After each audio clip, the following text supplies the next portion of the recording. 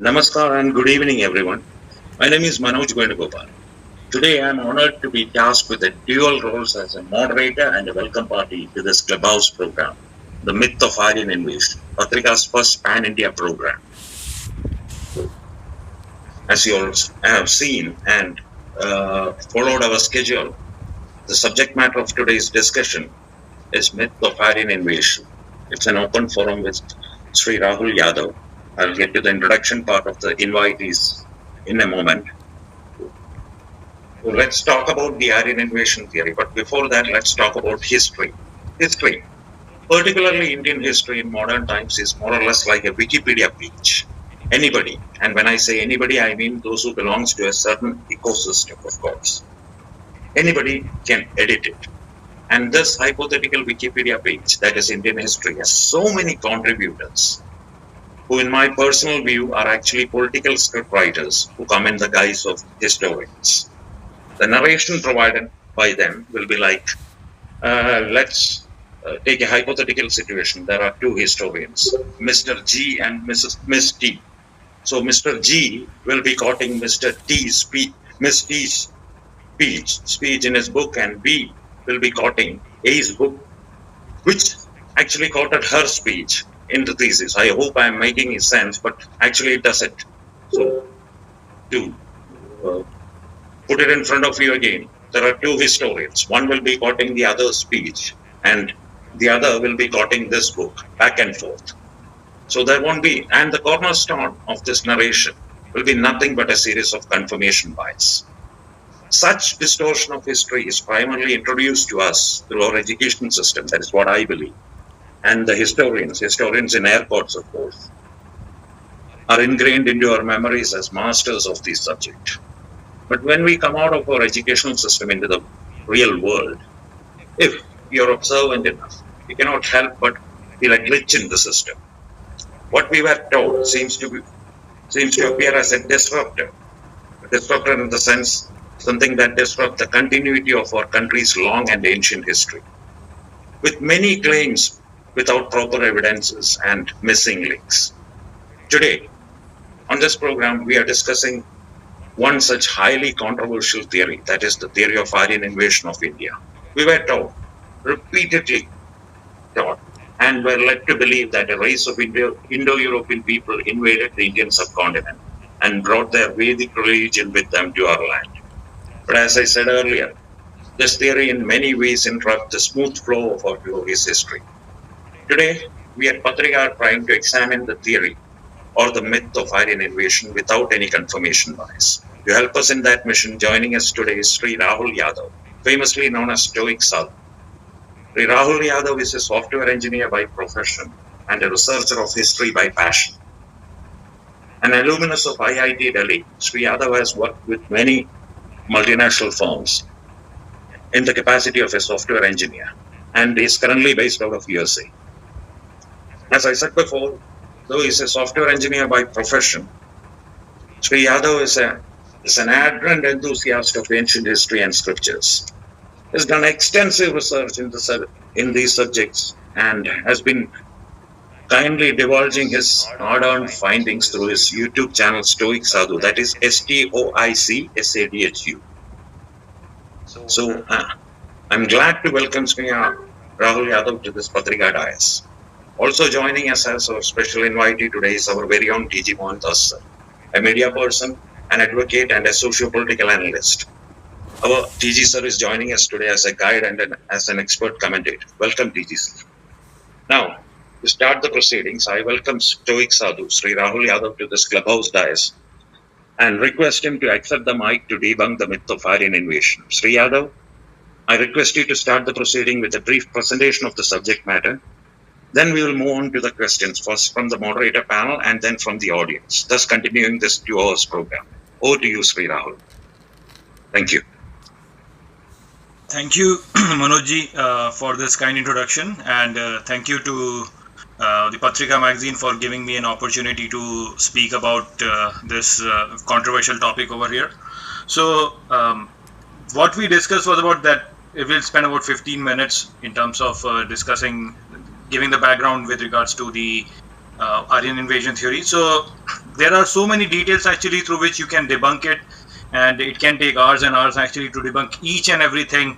And if you were to search it on online, you'll find a lot of things. But in the interest of time, what I will do is I'll basically just focus on a very basic or a very core idea through which you can just debunk it then and there itself, the theory. So I'll just go into that. So if you were to look at this theory came into existence in the 18th and 19th century, wherein what happened was that when the British, they were taking over India, they wanted to rule India. And in order to rule India, they had to understand the society and the law which governs the society. So in that process, when they started studying Sanskrit, because the Hindu laws are all written in Sanskrit, so when they started studying Sanskrit, they started to realize that there is a connection between the language which is Sanskrit and the languages which are spoken in Europe itself. They even found connection with the Celtic languages or the languages spoken in the British Isles itself. So when they saw this connection, and remember, this was the time when the Indus Valley civilization is not really known. They don't even know what are the origins of the Indian civilization, in that sense that there are no archaeological studies or anything has been carried out at that time. So this was basically a theory which was created based on linguistic ideas itself, that there is a connection between the language. And as they were taking over India, the Europeans were actually just spreading through the whole world, and they were basically dominating all of the areas. So the idea of racism was taking its root, and the idea that there is a superior race and the Europeans are the superior race, that idea was also taking its root at that point of time. So when they saw these texts, which are so extensive and so beautifully written, it was just not possible for them to even imagine that anybody can write such profound ideas in lower civilizations such as the Indian civilization. And so from that, the origin of this idea actually comes. And as it came, the benefit of this was evident in terms of how you can divide the society over here. So when the British wanted to overtake India, I mean, the way they were able to control India was through divide and rule. If all the Indians would have united and fought against the British, there was no chance at all that the British could have governed India. And so they wanted to divide it, and so this theory then came in very handy for them to divide India on various levels. So the theory basically says that all the Hindu texts, which are the profound texts have been created by the superior race which came from Europe and established itself over here. So there was the north-south divide that was created, as in the southern Indian people who speak the Dravidian language, they are different from the northern Indian people who speak the Indo-European languages, so-called, is what they say. So there was that divide, and then they also created a divide in terms of saying that the upper caste people were the ones who were the invaders, and they invaded and dominated, while the lower caste people were the people from who were original to India. And so they created that divide also. So this way, and then of course they made good use of the religious divide of Hindu-Muslim divide. So through these different divisions, through this theory they created all these divisions in the society, and through that they were able to rule the country pretty easily. But this was all based on no archaeological evidence as such, because the time when they started using this theory, at that point of time, they did not really know the origins of Indian civilization in terms of any archaeological evidence. So because of that, they were able to explain the origins of Indian civilization through an external factor. They said that the civilization came into India from outside, while the normal people over here, they were uncivilized hunter-gatherers.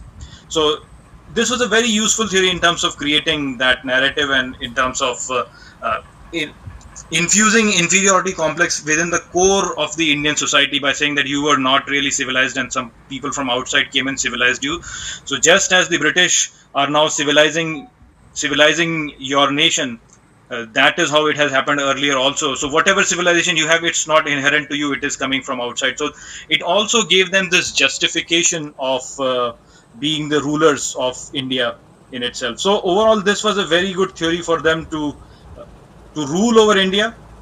But then by the 1920s, as the evidences started to come up in terms of the civilization being present here in India itself, so the Harappan sites and the Mohenjo-daro, these Indus Valley civilization sites were discovered by them. And as these sites were discovered, the whole thing then changes, because then you see that the civilization is already present in India. So you don't really need to have the civilization coming from outside to explain the civilization in India. And now what we figured out was that the population of this civilization which was present in India was the largest at its point at the time when it was there. So the civilization which is present in India is the largest civilization. So the population which is present in India is the largest population which is there.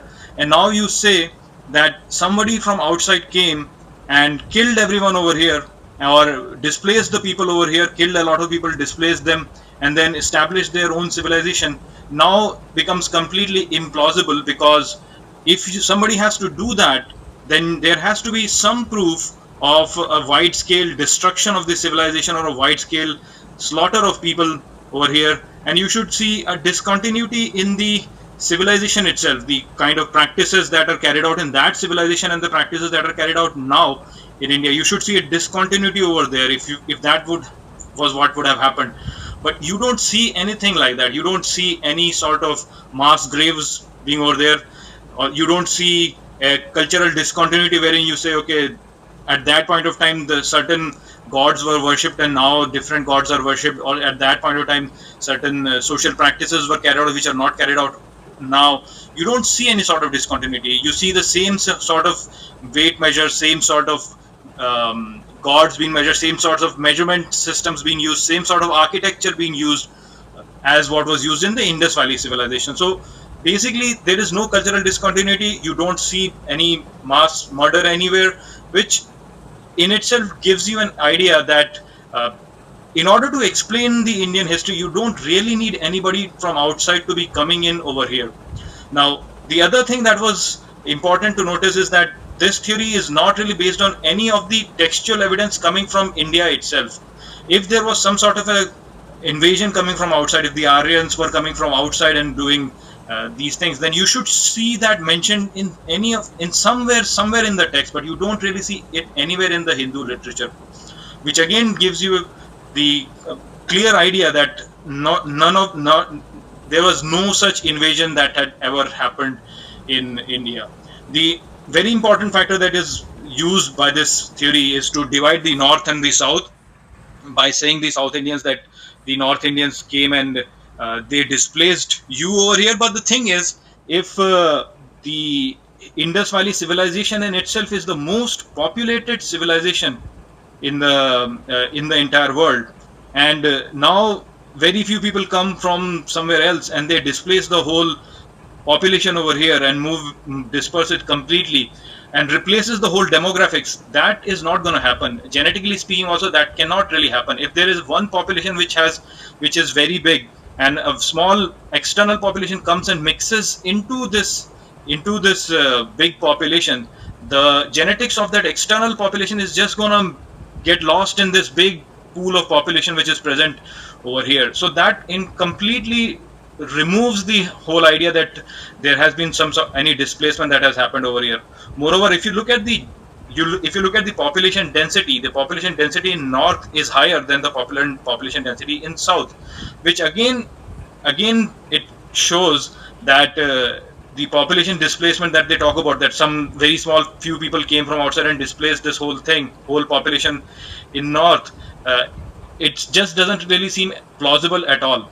And then there are many other mentions in the text itself wherein you can see how the The texts in themselves are talking about the local places itself, and if you were to date them, you can date them to much behind. For example, there are in many Aranyakas or in many texts there have been mentions of the constellations, the nakshatras, which can only be seen in the geographical location of India, which means that these texts have all been written in the land of India itself. So from all of these observations on logical observations, you can clearly see that in order to describe the Indian history based on whatever evidences we have over here, whatever archaeological evidences we have, whatever textual evidences we have, whatever archaeoastronomical evidences we have, we don't really need anybody from outside to come in here and explain the thing. All of these things can be explained within within the Indian geographical locations itself. Now, I don't want to go too much into the details of it because it will take so much time for me to explain it, and I think I have taken about 15 minutes right now. So it's an open forum, and I think we want to go ahead with questions. So I think this will be a good time for me to stop. I've sort of given you the background of this whole theory. Thank you, Rahulji. Before we go to the questions, I'd request P.G. Mohandas sir to share his thoughts and inputs on the subject matter briefly. P.G. sir? Rahulji, without much study about this subject, in fact, I studied the subject. I'm a close friend of Michel Danino, you might be knowing. Rather, Danino is my friend, who is number one in demolishing this myth. But at the same time, the weapon or the fuel for this argument was supplied by us in two words. One is the word Arya, and second one is Dravida. That word, both words are appearing here and there, which can be connected, and some sort of manipulation can be done so that you can present it in a plausible manner to an audience or to readers of your book. Now, it is said that, I have not read it anywhere, but so many people have told me that while Adi Shankara was traveling from down South Kerala to north, and he met Mandana Mishra. So before starting their dialogue, or people call it debate, but it was a dialogue, I think, Mandana Mishra asked, "Who are you?" to know his identity. And Shankara says, "I am Dravida Shishu." That is, I am a child of Dravida. Now, this dialogue itself opens that Mandana Mishra was belonging to some other community or race or something. And since coming from south, Shankara was a Dravida. So there, Arya, Dravida words are being used against our great civilization. And another word is what I have found is Dasyu in Vedas. Dasyus were attacked, Dasyus were killed, or Dasyus killed someone else, etc. Dasyu is originating from the word Dasa, that is Gulam. तो किसी का गुलाम था, गुलाम ने fight किया, ऐसा कुछ तो कहानी बन गई. So the fuel was taken basically from our own Shastras and incidents and stories, and they were used to present a plausible argument as Aryan invasion, and it was sold, and so many people consumed it. Even in Savarkar's Hindutva, he also consumes this idea.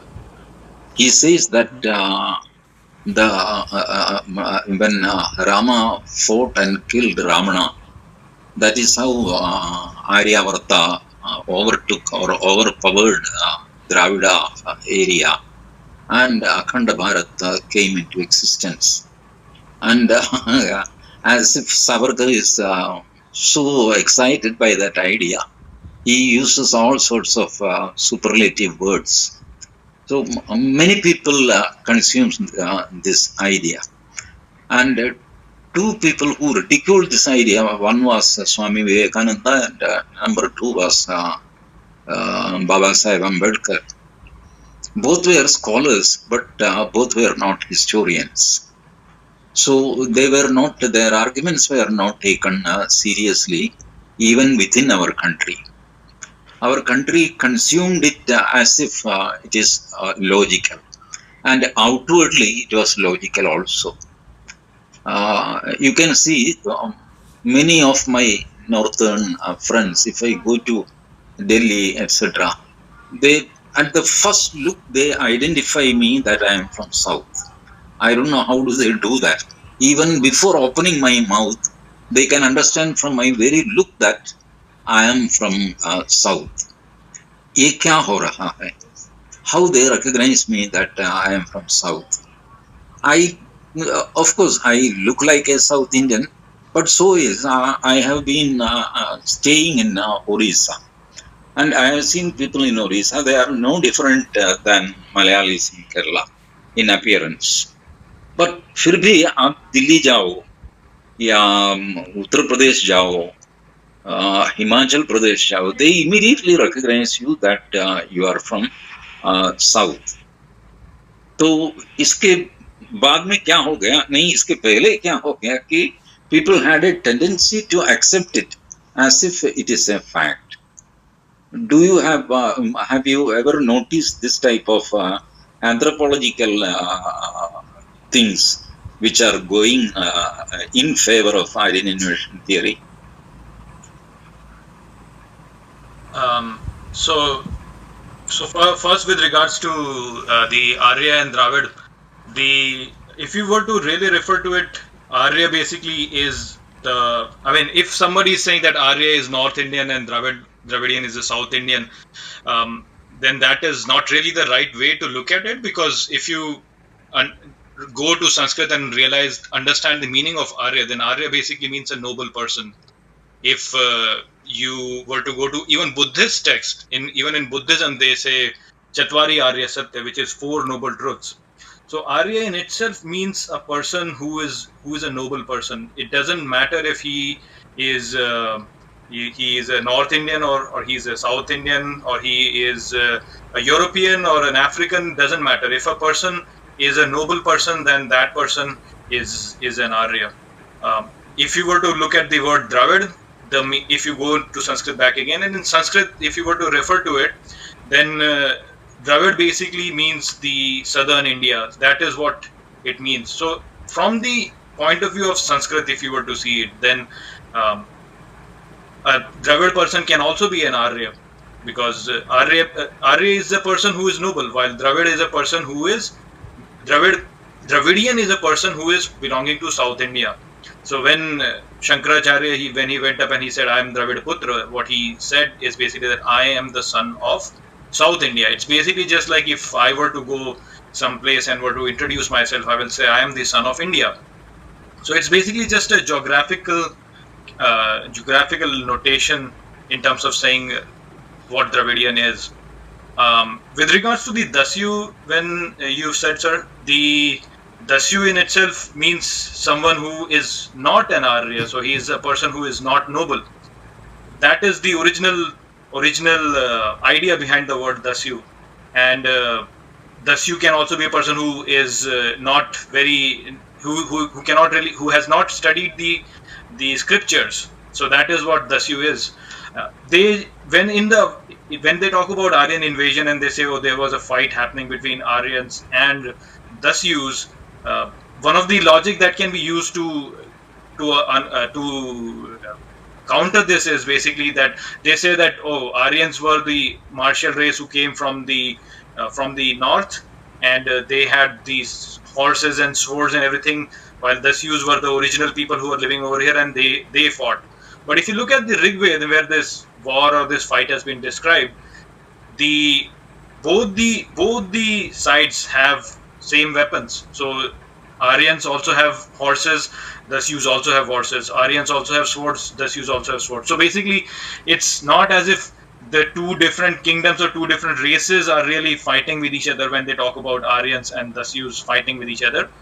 The fight can be thought of as a metaphorical fight between the learned or knowledgeable people and the ignorant people. So it's a fight between the knowledge and ignorance. Because if you were to, a lot of people, the mistake that they do is when they read Rig Veda, they think that it is a literally written thing where you have to understand it literally, but that is not how Rig Veda actually is. Rig Veda is highly metaphorical, and so you have to take it metaphorically. So directly saying that the Sioux are the people of this of the subcontinent, while the Aryans are coming from outside, it doesn't really make any sense based on the description itself.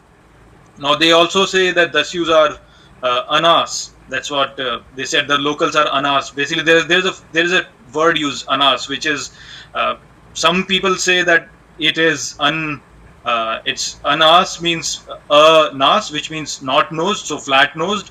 And when they say flat nose, then they say, oh, because the South Indian people have flat noses, so therefore these are the original people over here. While you can also understand Anas as An-as, which means without mouth, and without mouth means someone who cannot really speak the Sanskrit, the Vedic mantras, who cannot speak that.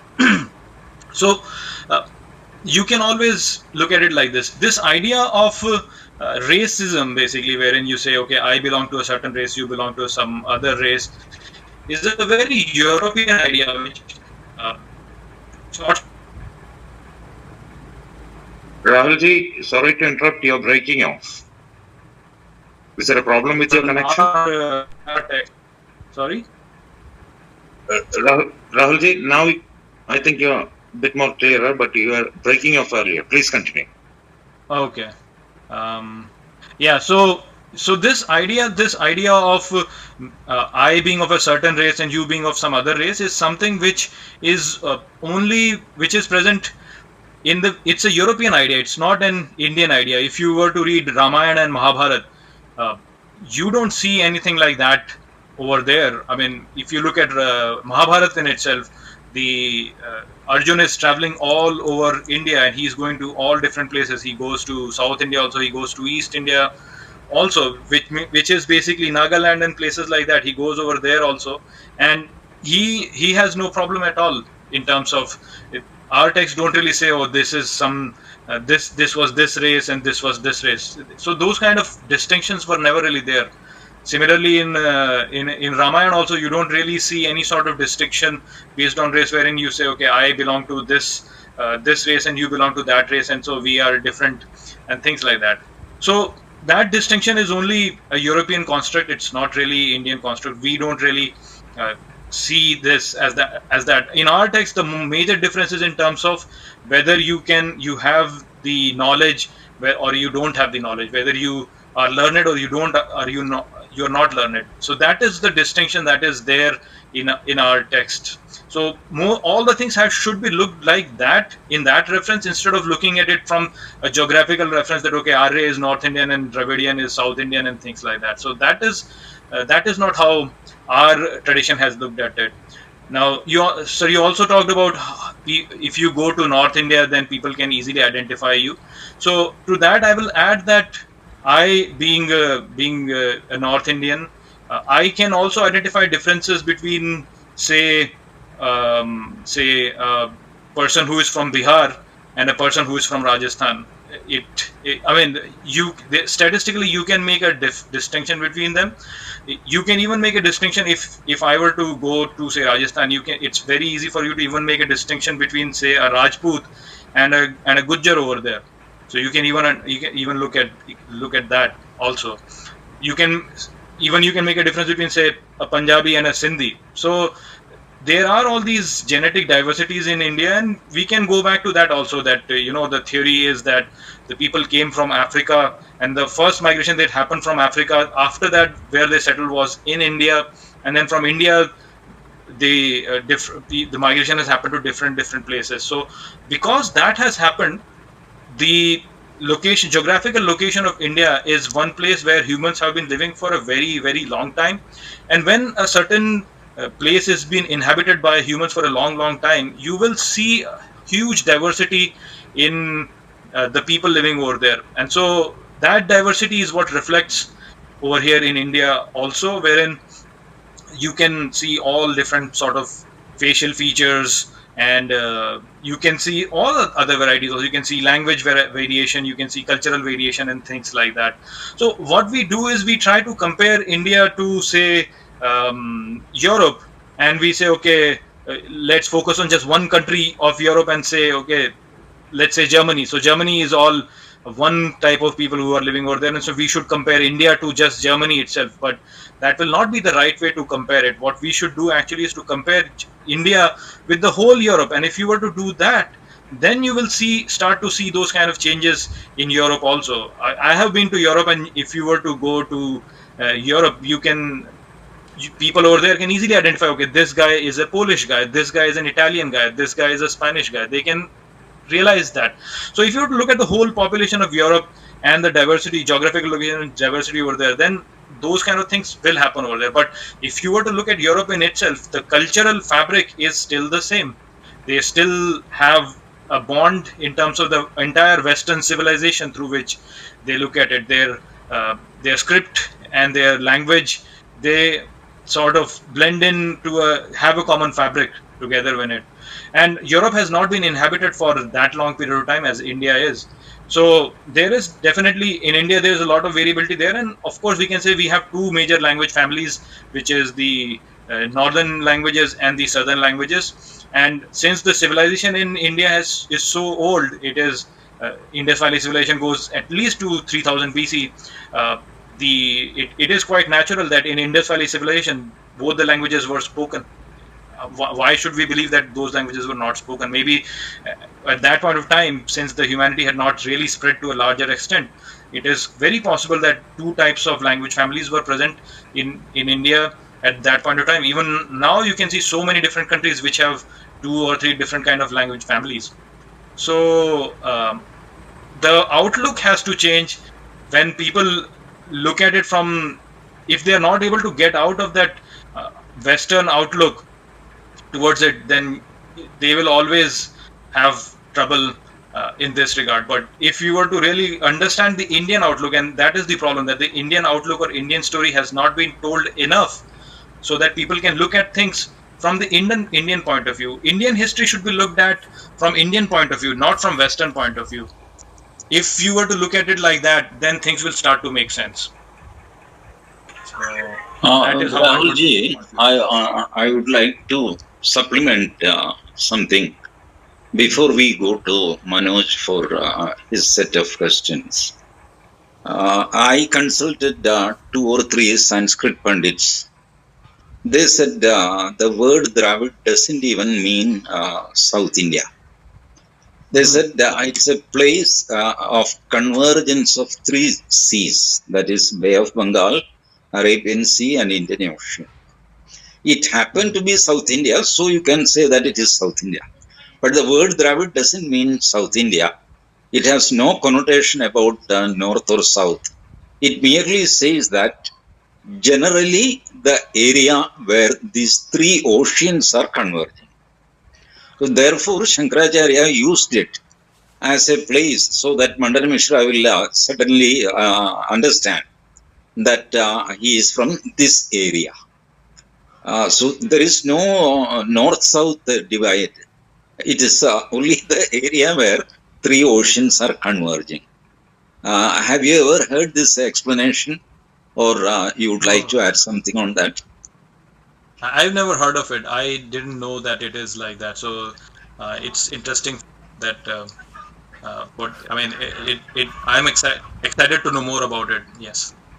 I think I consulted 3 Sanskrit Pandits. They said this north-south divide never existed in any of our texts. North-south divide is a later on construction by somebody. It could be by Mughals or by British or somebody. But in our original text, you will not find north or south. But of course, as a direction, they use it. Himalayas to the north or Kanyakumari is to the south, etc. But the so-called north-south divide is not seen at all in any of our texts. There is no reference whether you are coming from South India or East India. Nothing is there. Dravid simply means that a place where all three oceans are converging. Generally, that place beyond Andhra. Patna, Karnataka, Tamil Nadu and Kerala, these places. All these states were not existing at that time. So this area was called where the oceans are converging, that's all. That doesn't have any other meaning. That is what I was told. Anyway, I hope you will also concentrate on this word, Dravid, origin of how it originated and how it created a problem for us. Thank you. Yes. Thank you, TJ sir. Yes. Rahulji, going into the questions. First question, actually, it's a request. Can you expand a little bit on the point of origin of Aryan invasion theory in a historical context and its British connection? Yes. So basically, it all started from William Jones' arrival into India right after the British had defeated Sirajud-Dowlah in the Battle of Plassey. So when that happened, at that point of time, British were the rulers of Bengal, and since they were the rulers of Bengal, they had to rule the common population. They didn't want to, impose the Western judicial system on it. So they brought in William Jones as an expert who could study Sanskrit, who could learn Sanskrit, and then interpret the Manusmriti and basically use that as a reference in terms of ruling the common population in Bengal. So when he came, initially he had difficulty in terms of finding a teacher who could teach him Sanskrit, but eventually he was able to get teachers to study it. And when he started studying it, he started to see a lot of connections. So, for example, the English word father and the Hindi word pita, they are connected because the pitra, it's in Sanskrit it is pitra, which becomes pitar in the what's this Latin language, and then it becomes pater, and from pater it becomes father. So similarly for the mother also, you can see how it becomes it changes, and from Sanskrit you can see that connection. So there are a lot of words you can see which have these connections, and for example, night and nakt. So there are so many connections. It's very easy for you to even see. Even the word smart, basically, smart is connected to Sanskrit word mardati. So he could see all those connections, and when he saw those connections, he, as a scholar, didn't really say anything about where this thing is. He just mentioned that there is a connection between Sanskrit and the languages which are spoken in Europe.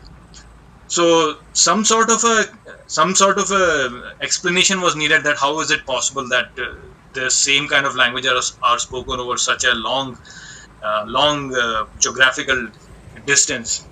So for that, there was this idea which was presented that some ultimate race, which is very powerful race, they must have conquered a lot of places, and they must have spread this whole language everywhere.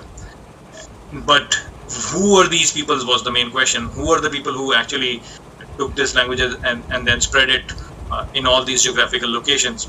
So since in the 19th century Europe was at its peak power, it was dominating all the places and it was easily defeating all the different places, and they had just few centuries back had destroyed the American civilizations. So they were at their peak power, and it's natural for a person who is winning all the wars everywhere to think that, okay, I am the really best one. So just like how I am right now spreading my civilization and I'm conquering all those places, my forefathers would have done the same thing also. So if you were to look at the 1700s to 1800s, you can see that philosophy was taking a very strong root in Germany. Actually, you will see a lot of thinkers over there and they started reading Sanskrit texts. And when they started reading Sanskrit texts, they realized how profound the ideas are over there. If you were to look at Arthur Schopenhauer, for example, you can see how his ideas are all coming from the Upanishads.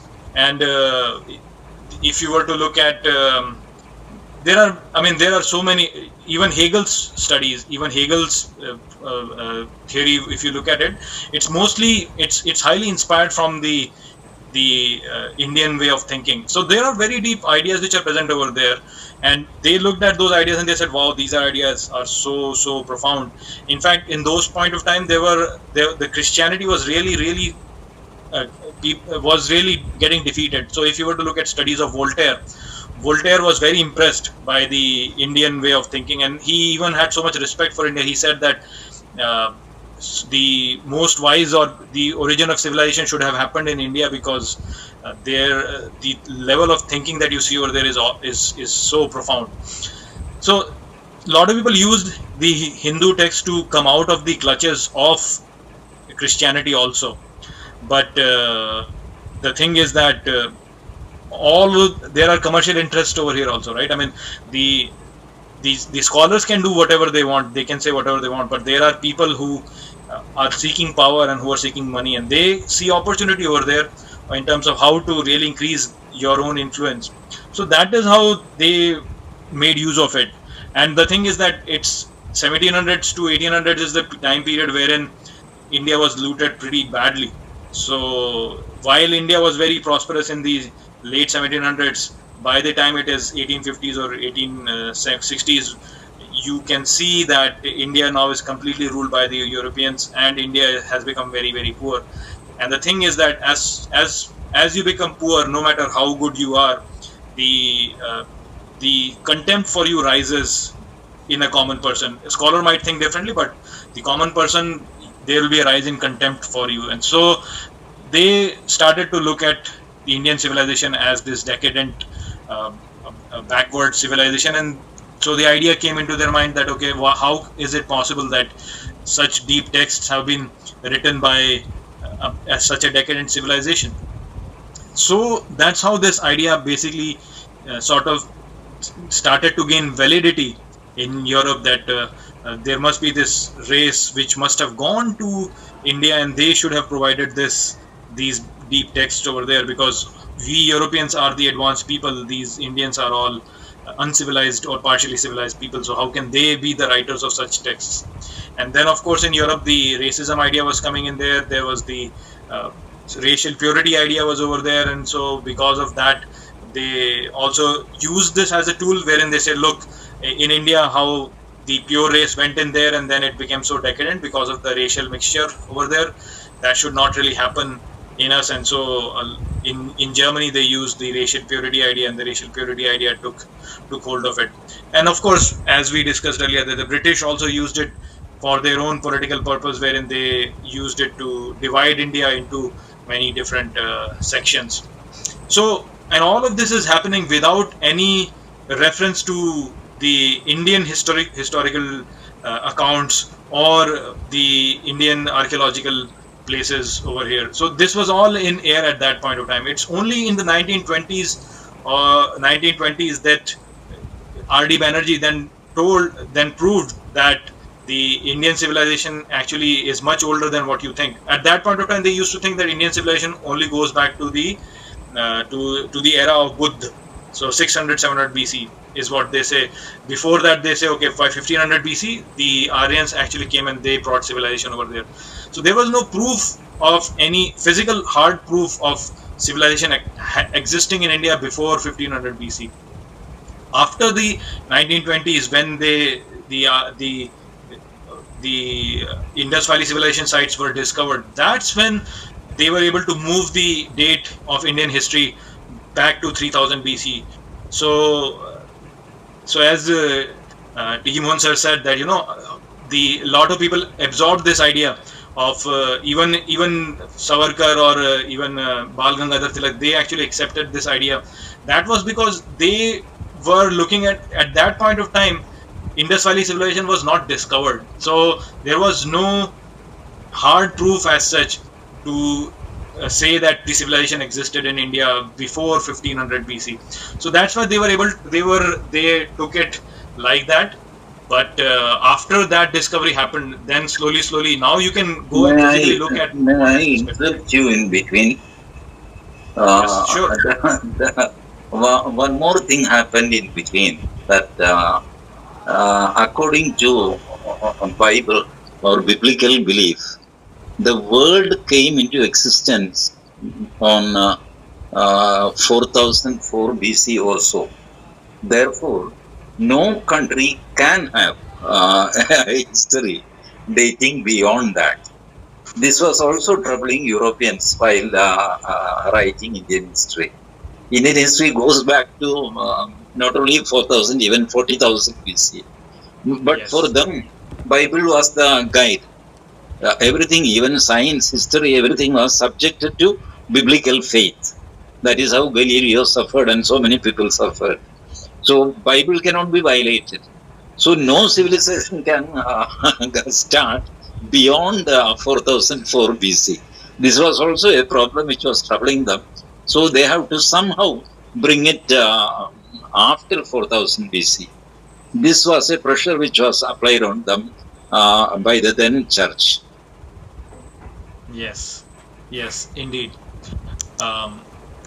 So that is the whole problem, sir. That what they tried to do was they tried to put their own point of view onto this whole thing, and not really taking into consideration the Indian point of view. And because of that, this whole theory actually came in. And the problem is that India did not really have its own voice. The whole narrative was not in our hands. So because of that, this theory basically gained prominence, because whatever Europeans say, that was what was considered to be true, while whatever Indians are saying is just considered to be superstition, and whatever is written in Indian text is all superstitious and false, and whatever is written in their books is what is considered to be facts. So because of that, this theory has actually gained its prominence. As the European narrative becomes weaker and weaker, you can basically challenge it more and more, and the truth is basically going to come out more and more. Is how I see things developing in future. Thank you, TG sir. Thank you, Rahulji. Rahulji, next question is in terms of linguistic evidence. What are the evidences that either support or debunk this Aryan invasion theory? Can you expand on that a little bit? Yes, in terms sure. of linguistic evidences, please. Yes. So linguistic evidences basically is based on. So as we discussed that Sanskrit is connected to languages in Europe in itself. So connection of the languages doesn't really tell you who moved where, because it's basically just connection.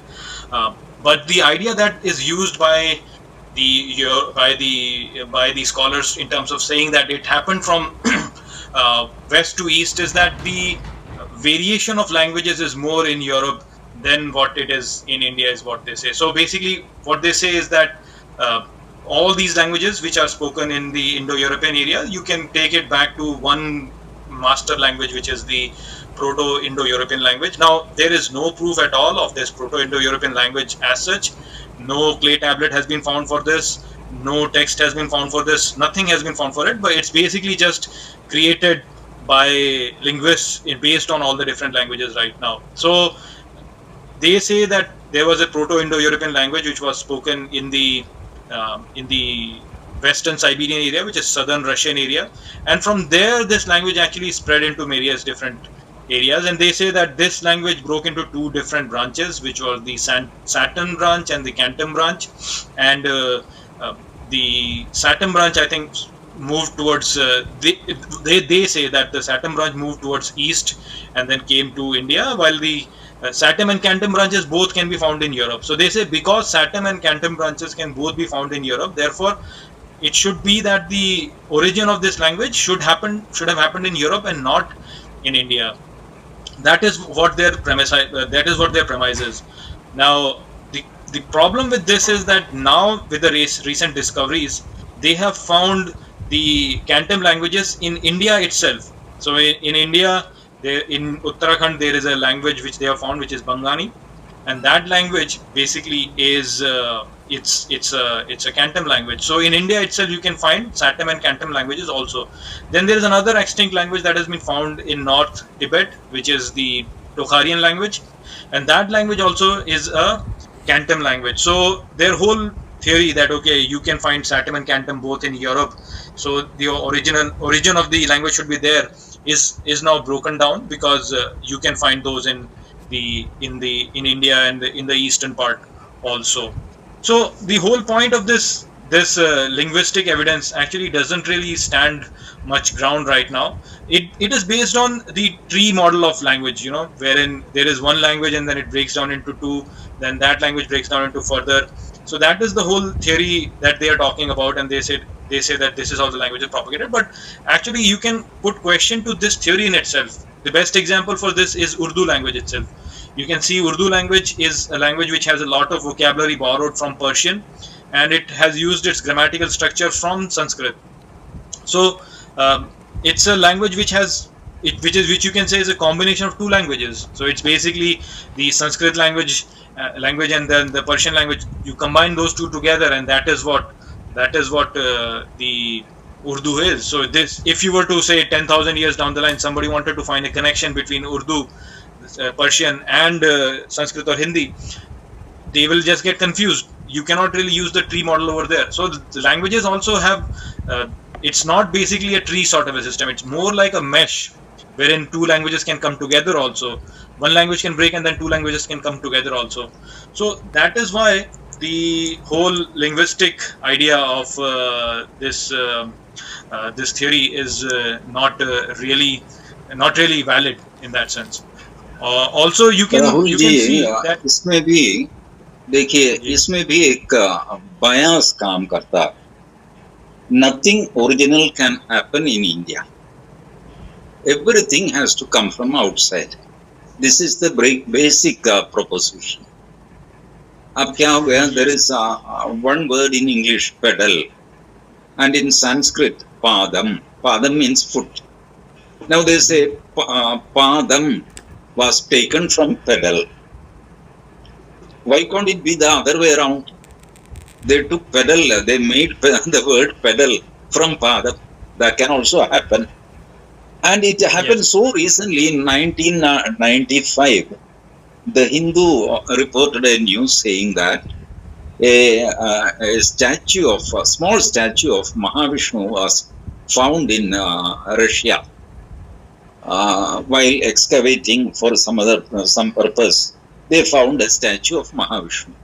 Immediately it was decided that Mahavishnu, the concept of Mahavishnu itself originated from Russia, and it migrated to India. Why can't it be the other way around?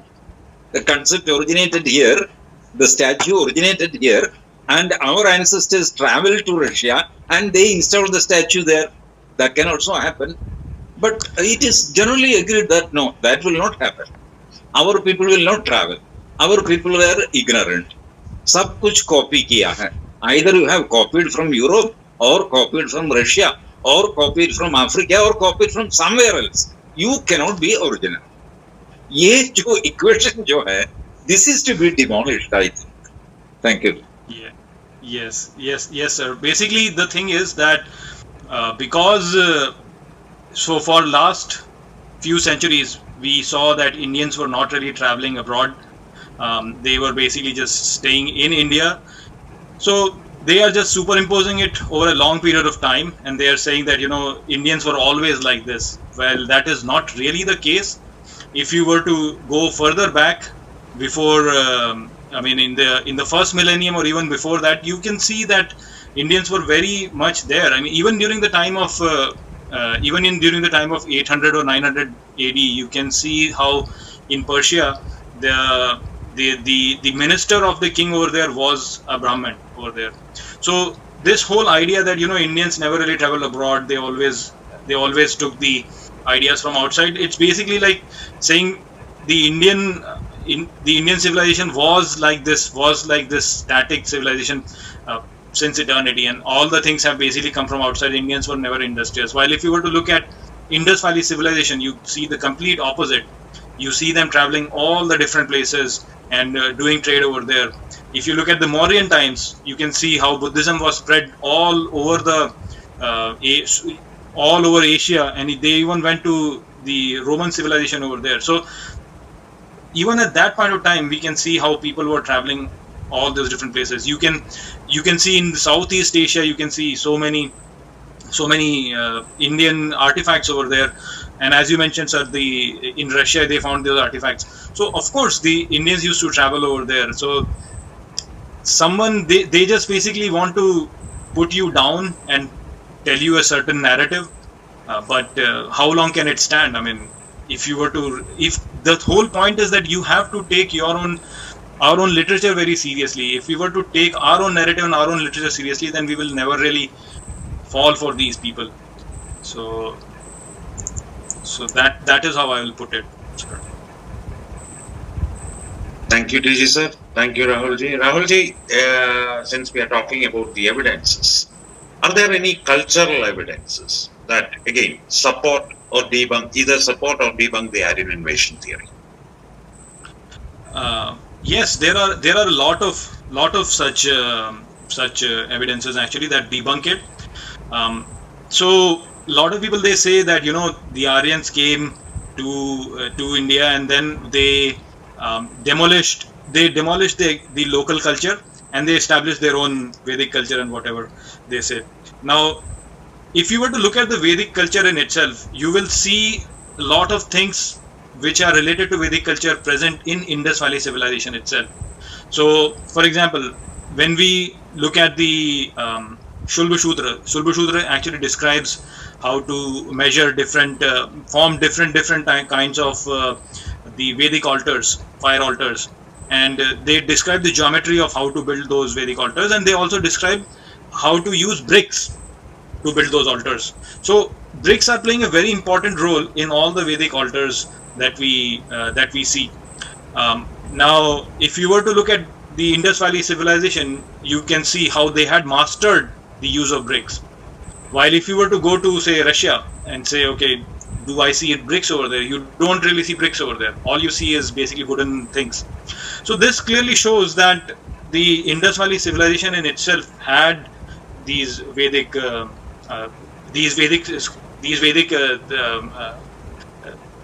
rituals were performed in the Indus Valley civilization. You can see fire altars in Indus Valley civilization. You can see there are places wherein in those fire altars you can see clay figures, which shows that these are not places for making food. These are actually fire altars wherein the sacrifice has been performed. So, because if they were not, you will not see those figures over there. So these things show that the Indus Valley civilization had the Vedic culture over there. Now there are other things also which can tell you the connection. For example, the weights or the measures that you see being used in the Indus Valley civilization, those same things are being used by us right now. For example, Ratti, there is a saying that, okay, I will not give you even a Ratti of this. So that Ratti is a measure, and that kind of a measure has been seen in Indus Valley civilization.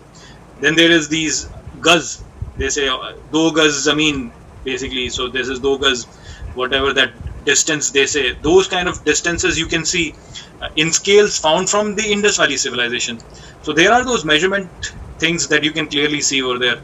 The houses that are built in the Indus Valley civilization are very similar to the houses that we built, wherein there is the center courtyard and the rooms are surrounding it. Those same kind of houses that we build today in the traditional manner, those same kind of houses were built in the Indus Valley civilization. So there is a connection there also. You can see the in Indus Valley civilization, you can see the shivlings. You can see those lings and yoni, which is the basically the shivling that we worship right now. So that connection is there. You can see yogic figures, people sitting in yoga. You can see those kind of figures there in the Indus Valley civilization sites, which you see over here, which are practiced now. And there are seals. You can see the Pashupati seal, which is there, Pashupata seal. That seal basically shows someone, a deity which has three faces, and of course there might be the fourth one which is behind, who is sitting in a yogic meditative pose, which again shows the connection between the Vedic way of thinking and the Indus Valley civilization. So you see a lot of cultural connection between the Indus Valley civilization and the Vedic civilization, basically. May I add something here? See, cultural exchanges will always be there. Cultural mix-up will always be there. That's a human propensity. People interact with each other. Sometimes I'm influenced by Rahul ji. Sometimes I'm influenced by Manoj. Sometimes you both are influenced by me. These cultural exchanges happen unknowingly also. You cannot say that T.G. Mohandas invaded or attacked Manoj and brought him under influence. Aisa nahi hai. These are all natural things. You will find similarities in human life everywhere, be it in Africa or India or Europe, because we are all human beings. That should not be used as evidences to impose a theory.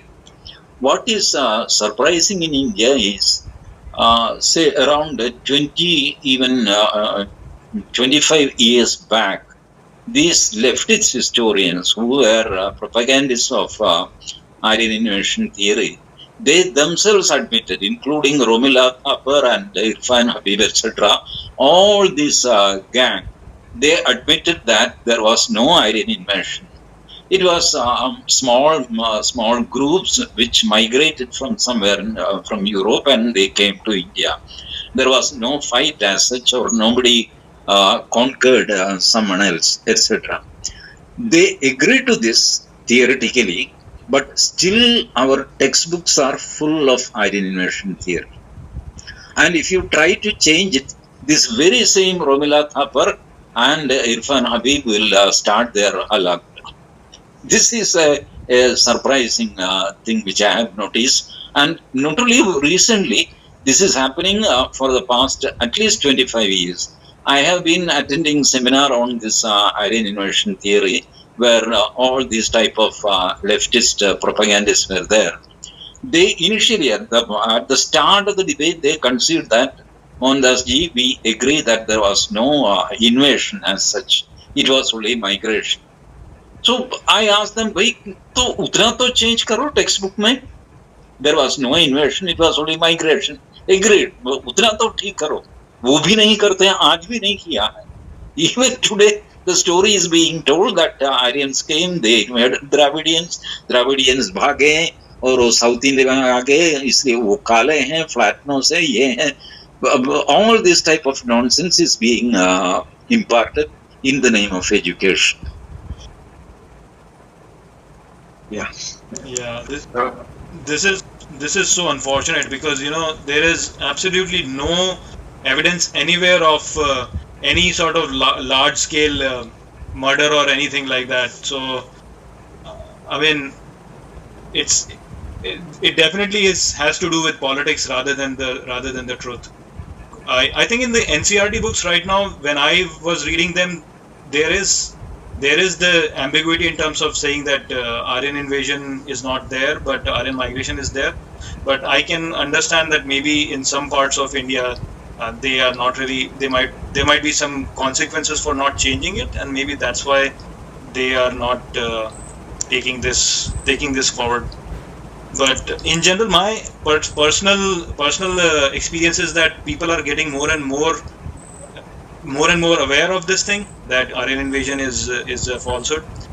But I do come across some people who are very, very adamant in terms of saying that no, whatever you're saying is lies. But that number is decreasing So my hope is that over the next few years, this whole thing will get demolished. In my own personal opinion, by 2016-17, I used to believe in Aryan invasion also, but after that, as I was exposed more and more, my whole worldview actually changed. And what I see is that more and more people are now becoming aware of this thing. So we're moving in the right direction. That's how I would put it. Yep. Thank you, TG sir. Thank you, Rahulji. Rahulji, unless until in modern India, there is no basis for it, but unless until the word scientific temperament is added to a discussion, people will refute it right away without hearing the argument. So, are there any scientific evidence that support or either support or debunk this Aryan invasion theory? And talking in terms of genetics and other scientific research. Yes. So with regards to genetics, I think the biggest difficulty with genetics is that you, again, you can find out the relationship, but you cannot really say, okay, in which direction the movement actually happened. If you were to look at genetics in itself, first of all, there is very patchy evidence, very patchy studies, because, if you were to go back to the skeletons found from Indus Valley civilization and you were to look at their genes and say, okay, what kind of people these were, it is very difficult for you to figure it out because it's very ancient DNA. And since it's very ancient DNA, it is highly degraded. And especially in India, because it's very hot over here, so the DNA gets degraded quite a bit. So there's a lot of difficulty in terms of really finding out who these people of the Indus Valley civilization actually were. However, recently there was a study by Shinde, I think, wherein what they did was they looked at the genetic makeup of some skeletons found from Rakhigadi site, and when they looked at it, they said that you don't really have to explain the current genetic makeup of Indians by introducing any external DNA into it and then say that the modern Indian has a DNA coming externally from outside. So what he meant was that the DNA which is found in the Rakhigadi site, in the people who were there, they basically look exactly like how the current people look. I mean, I would not really say exactly, but I would say 90% like that, because of course there are some people who have come from outside and they have definitely modified the genetic makeup of Indians, but it's not really that big. And I mean, it's a very simple argument by which you can explain it. Indus Valley civilization was the most populated civilization at its time, while the people in Russia, that was an uncivilized area, and the population density over there was very, very low. Even now, if you were to bring in all the people from southern Russia and mix them into Indians, with India's population of 1.3 billion and their population being just a few million, their genetics, if they were to intermingle, will completely get lost in few generations into this whole pool. It's basically like you have a very big pool of some juice and you have a small other juice, and you mix those two together. That small juice will just completely get disappeared in this big juice over here. So same thing applies to ancient India also. In ancient India, the Indus Valley civilization in this area was the most populated area, big cities and all those, and there were just a few people who came from Russia. Let's say even if they came, if they will come over here, their genes will completely be lost in this big pool of people over here, which means that the genetic makeup of the Indians right now is not very different from the genetic makeup of the people of India 3,000, 5,000 years back. And you don't have any evidence of any large scale slaughter or mass graves lying there. I mean, if that change has to happen, you have to kill a lot of people over there of the civilization, of the Indus Valley civilization, to kill a lot of people. You don't really see anything over there, which directly proves that genetically we Indians right now are the same as what we used to be 5,000 years back. Now, Rahulji, one second. You know what is the counter for your statement? You say that there is no evidence of mass murder, there was no invasion. The left ecosystem's reply is that absence of evidence is not evidence of absence. समझ गए ना? Absence of evidence is not evidence of absence. Merely because there is no evidence that mass murder didn't take place, you cannot argue that there was no invasion. That means without evidence, we have to swallow their theory. Yeah, this is their argument. I don't know how to make them understand. Right. I mean, so basically the argument I think they'll say is that, look, British were also very few and they came over here and they were able to rule the whole of the Indian subcontinent. And what if they would have imposed their culture on the whole thing? What they don't realize is first of all, there is so many other counter evidences to it. So social evidences are there, archaeological evidences are there, the archaeoastronomical evidences are there, linguistic evidence, there are different geographical evidences are there which refute it. But if you are convinced on one thing, then of course you are convinced on one thing and there's not much you can do about it.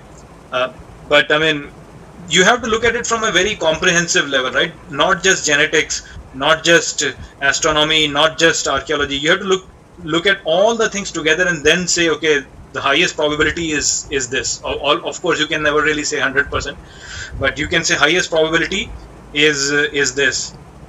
The other thing is the human nature. So they are saying that, very few people came and they dominated the culture over here and they imposed their culture on the local people over here. But it doesn't work like that. If you go back in history and again, you will see that it cannot happen. It never really happens like that a few can impose on a majority and that can remain for a very long period of time. India is a very good example. The British came and they dominated India for a long period of time, but now we can see gradually India is going back to its own root. It's going back to its own values. So again, those things don't really stand much of a chance. But I mean, there will be people who will always make such arguments because they have to make it. So it's okay. I mean, we can listen to them. The people we have to focus on right now is those who are neutral in this regard and who don't have an opinion. They will neutrally look at it and then they can, based on the evidence, decide what makes more sense to them and what does not. Few people can always stay like that. That keeps life interesting also. Exactly. Thank you. Thank you, Tejas sir. Thank you, Rahulji. Rahulji, moving on to the next question. River Saraswati. What was its importance in the Indus Valley civilization, and what is the connection of Saraswati River and Indus Valley civilization? You have already explained a little bit, but mostly Saraswati River and its connection to this Aryan theory. Again, supporting or debunking.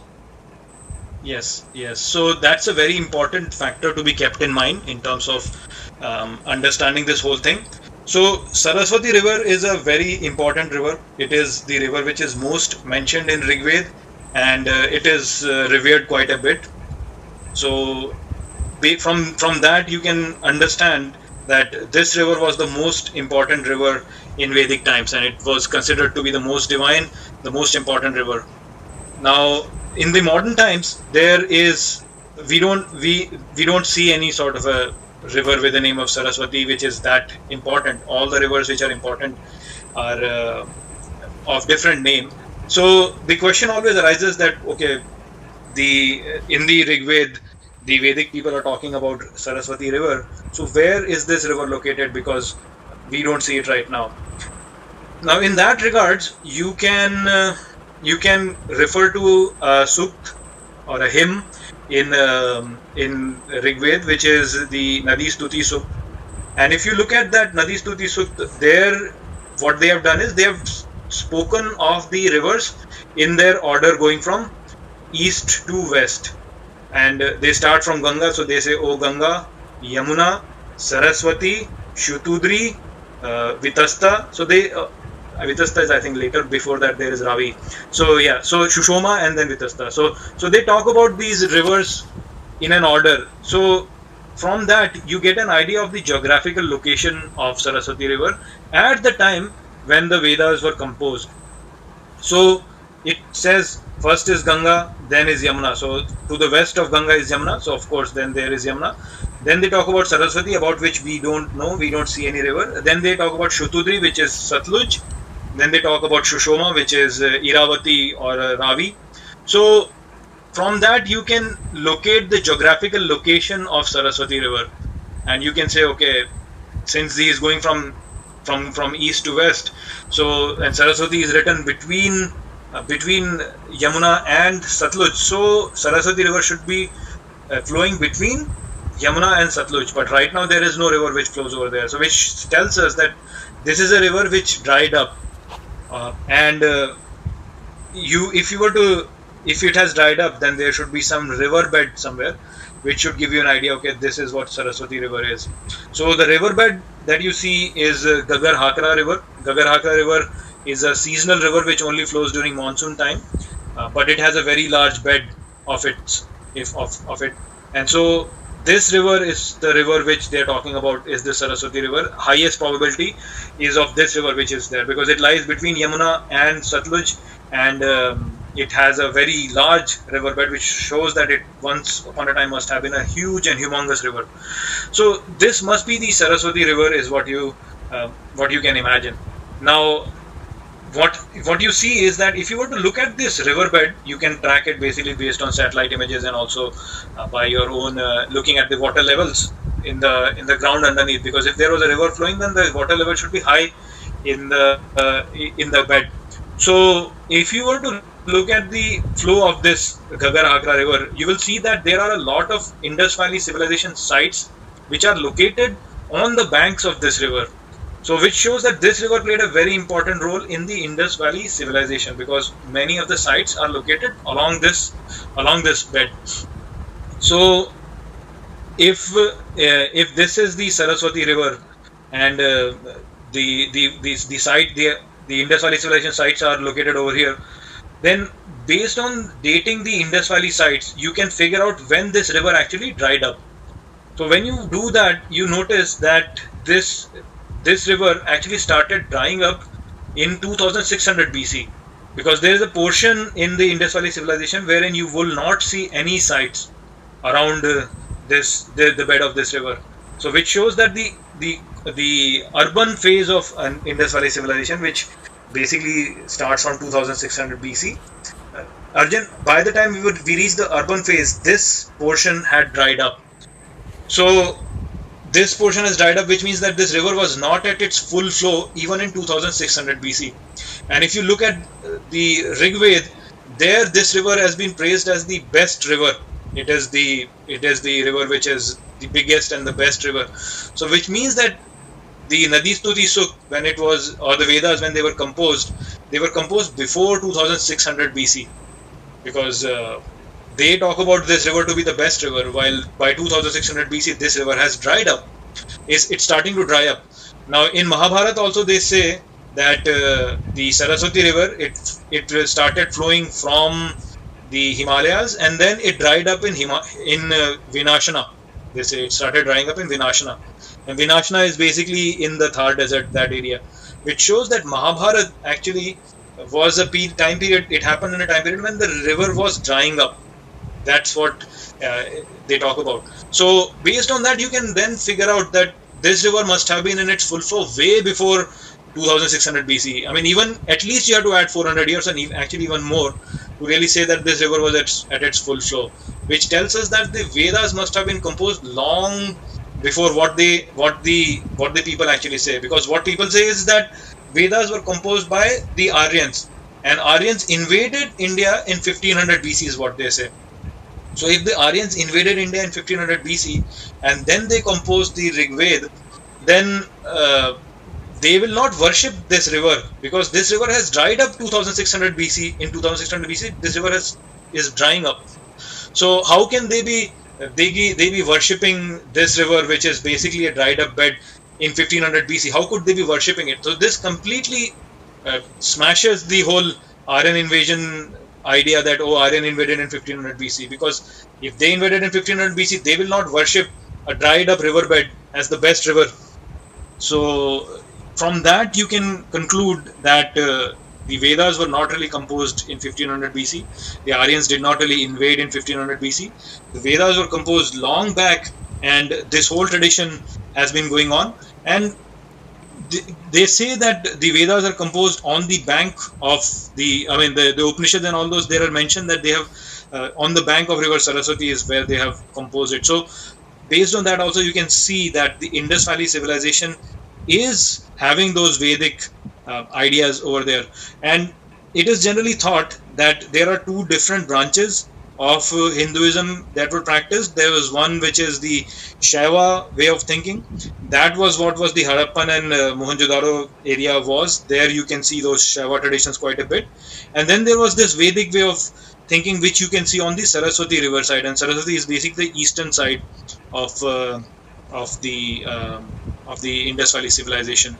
So that is how it seems to be there.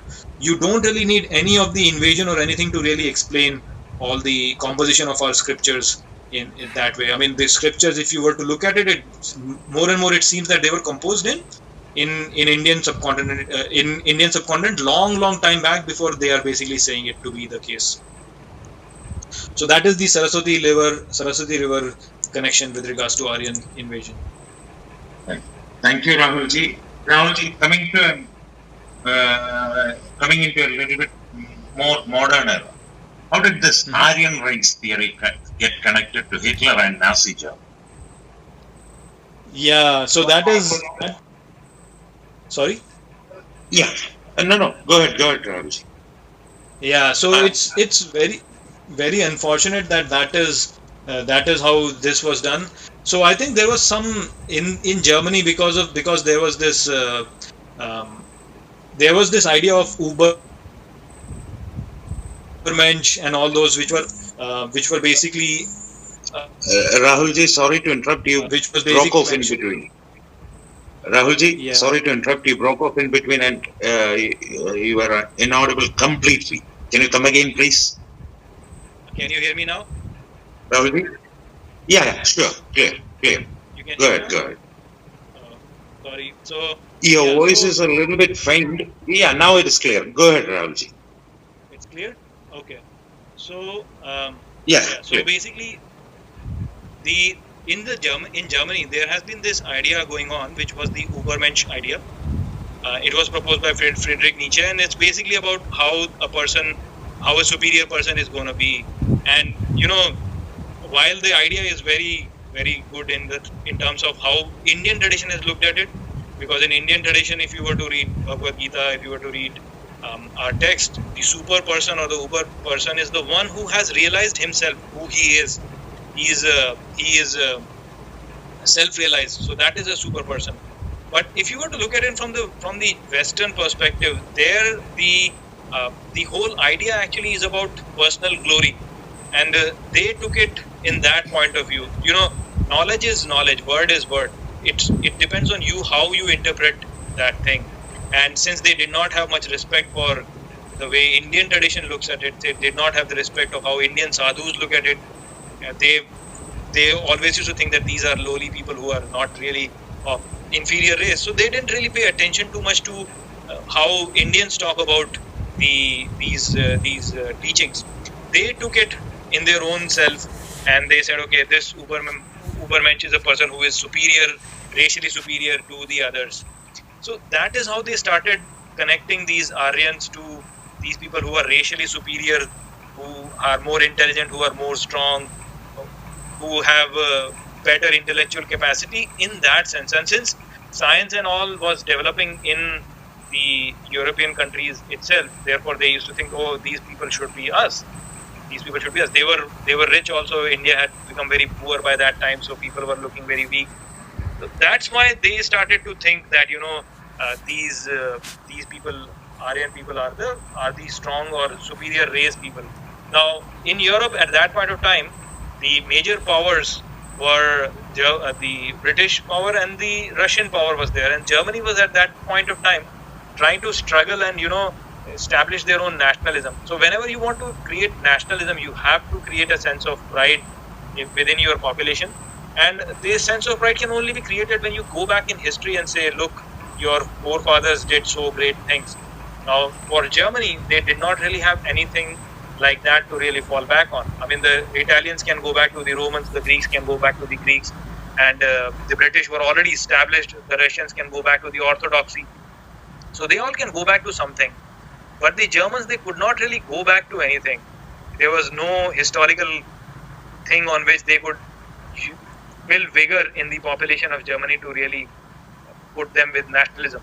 So that is why they then took this whole idea that, they had to fall back on history, and they said, okay, these people, these very strong people, intelligent people, they went out from Germany and they invaded all these places, and they went all the way to India itself, and they established these things, and they wrote these great literature that is over there. And look at them now, how they have degraded because they mixed up with the local population over there. And so we should not do that. We are that superior race.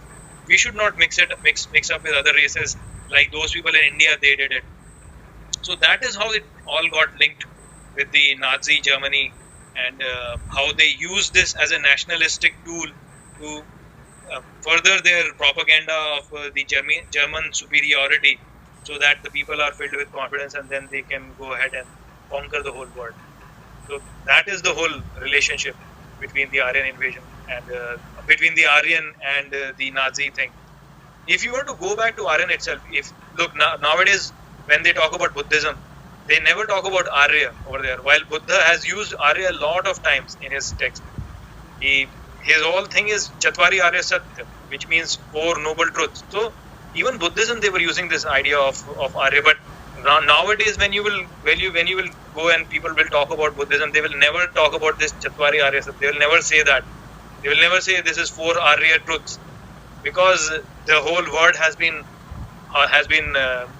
now taken in a very wrong context. And I think it is very important for us as Indians or as Hindus to make this word important again, Arya word as important again, because for example, in Hindi, when we speak about Imandar person, we say, oh, this person is very Imandar.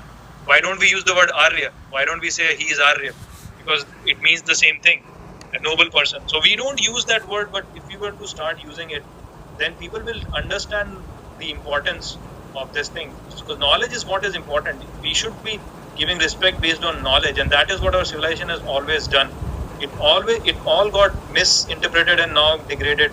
If we have to bring it back, then the narrative has to change, and that has to start from us also. Us itself, we have to start it. So I see some trend going on over here, but if we can make it mainstream, then I think this disconnect will happen. Otherwise, they will always keep connecting Aryans to the Nazi thing, and that way, basically, this is not going to be the right thing.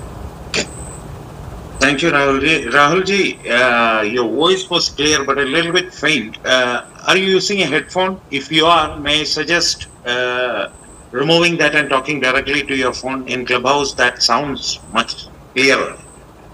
Okay. All right. So once you're set, can you just give me a sound test, please? Is it sounding any better now? No? Yeah. It is better now. Rahulji, yes, please. Let me bring my earphones. I mean, maybe. So what happened was a call came to me. Somebody gave me a call while I was talking, and after that, this voice is a problem. All right. Now your voice is clear, but a little bit on the softer side than before. Okay. All right, so I can bring in my microphone if you want, or I can continue, whatever. No, now it's much better. Okay. Whatever is the setup right now, I request you to maintain it. So. All right. All right.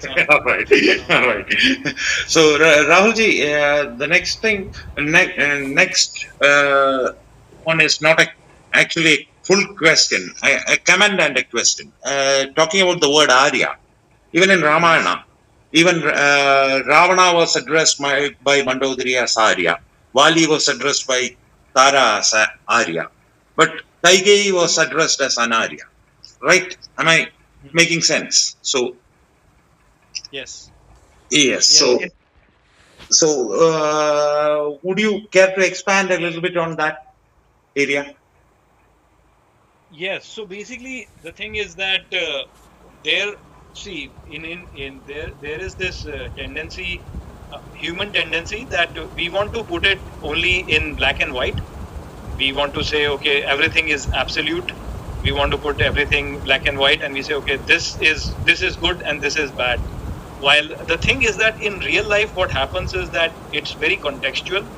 In one context, you could be a certain way, and in the other context, you might not be a certain way. So this is a hallmark of Indian tradition, that we are a subjective society, wherein we don't say a thing is perfect or it's given. Even if you read all our texts in Sanskrit also, I mean all our texts, a same word can be used in different ways based on different contexts. So, for example, Atma, it's as a word, it is used in very different contexts. In some contexts, it can be used as Jivatma. In other contexts, it could be used as Paramatma. So, this contextualization is something that is prevalent in our tradition and in our texts also. So, one word will be used as certain thing at one point, and then it will be used as a different thing in other point. If you were to read Manusmriti, something is said and then something contrary might appear to you, but that is because the context is different over there. So when a person is behaving in a noble manner, then he is an Arya. When he is not behaving in a noble manner, then he becomes an-Arya. It's basically like saying a person is acting wisely or he is acting unwisely. A same person can act wisely at one point, and a same person can act unwisely at a different point of time. So that is how this whole idea is there. I mean, you cannot really say that a person is Arya means he is Arya basically all the time. It's not like race, you cannot really say that, oh, since I am born in India, so I am Indian, and it is a given now that I am Indian all the time. It's not like this. It's basically, sometimes if I'm behaving in a good manner, then someone would say, okay, he is a nice person. While if some other time I behave not in a good manner, then I become unwise person. So this in itself explains this idea of Arya, that it's not a static idea which is related to just a particular thing. It's a fluidic idea. It's a dynamic idea wherein a person can be Arya in one situation and could be an Anarya in a different situation. So that is how I look at it. That is true. Even in Bhagavad Gita, Sri Krishna calls Arjuna Anarya initially when he was confused. Anarya Jushtam Aswargyam Agirtikaram Arjuna. What you are doing is all wrong things, wrong thinking. And Krishna is calling plainly Anarya. So it's very clear, when you do wrong things, you will be called Anarya.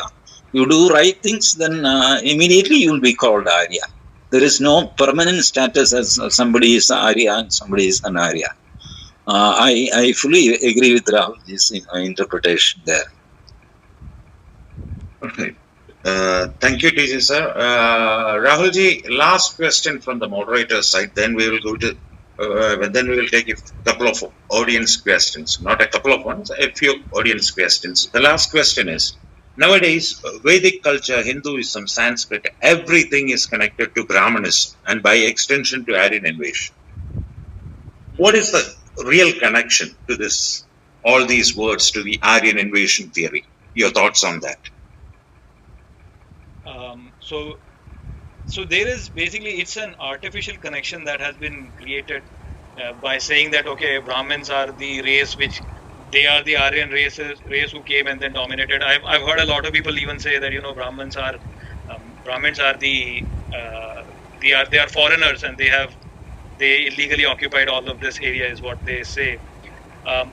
The thing is that if you were to look at Brahman by itself, it's basically the whole. See, the word Bra is basically expansion. That is what in Sanskrit the root Bra means, to expand. And Brahman as such is a person who is the knower of Brahma. So a person who has realized Brahma, who has realized the unity in this whole universe, that is what a Brahman is. If you were to consider that, if you were to consider the very basic Shruti text, the Shruti text and all, wherein the Brahma idea is explained. So if a person has realized that knowledge, then that is what is a Brahman, and you can see there is some birth related thing that might have happened over a period of time in a society wherein the thing is that if you are an educated person, say, there is a very high probability that your child will be also an educated person. So if you have realized Brahma, there is a very high probability that your child will also realize it, because in Gita also Shri Krishna has said, right, that if you were to follow the knowledge, if you were to follow this path of spirituality, and if you die, in the next birth you will get to be born in a family of a yogic person, or who is a self-realized person.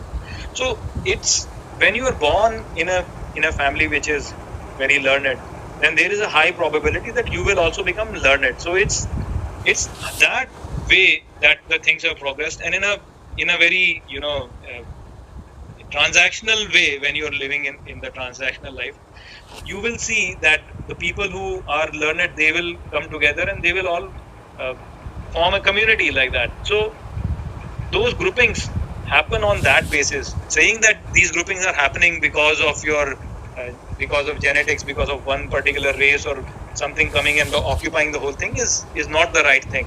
Even in Manusmriti, they say that if you are not learned, so which means you're a Shudra, and you start to live in the company of Brahmins, then eventually you will also rise, which means that as you start living in their company, you will learn more and more about this, and you will get self-realization, and as you get self-realization, you will attain the highest also. So you will become a Brahman also.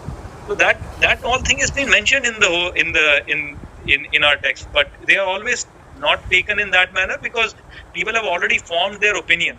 They've already formed their opinion that this was like this, so the whole thing was like that. It's a human nature, that if you are not successful, it's in your nature to blame someone else for your failure, not yourself. And those people who put the blame on Brahmins and say that they came and they occupied this whole thing, that feeling is what has been used by some people to instigate them and go against their situation. I mean, society is not perfect. Bad people are there over a long period of time. Yes, everything gets corrupt, and so those kind of things have happened, and these things will happen. But we have to go beyond it and go to the original text and see what they are teaching, so that we can incorporate that in our society now. I mean, there might be some Brahmins who might not be might be misinterpreting it, but in general, I think as a society, we have to look at it from that point of view, what our forefathers actually were saying, and move in that direction. Have respect for your own knowledge.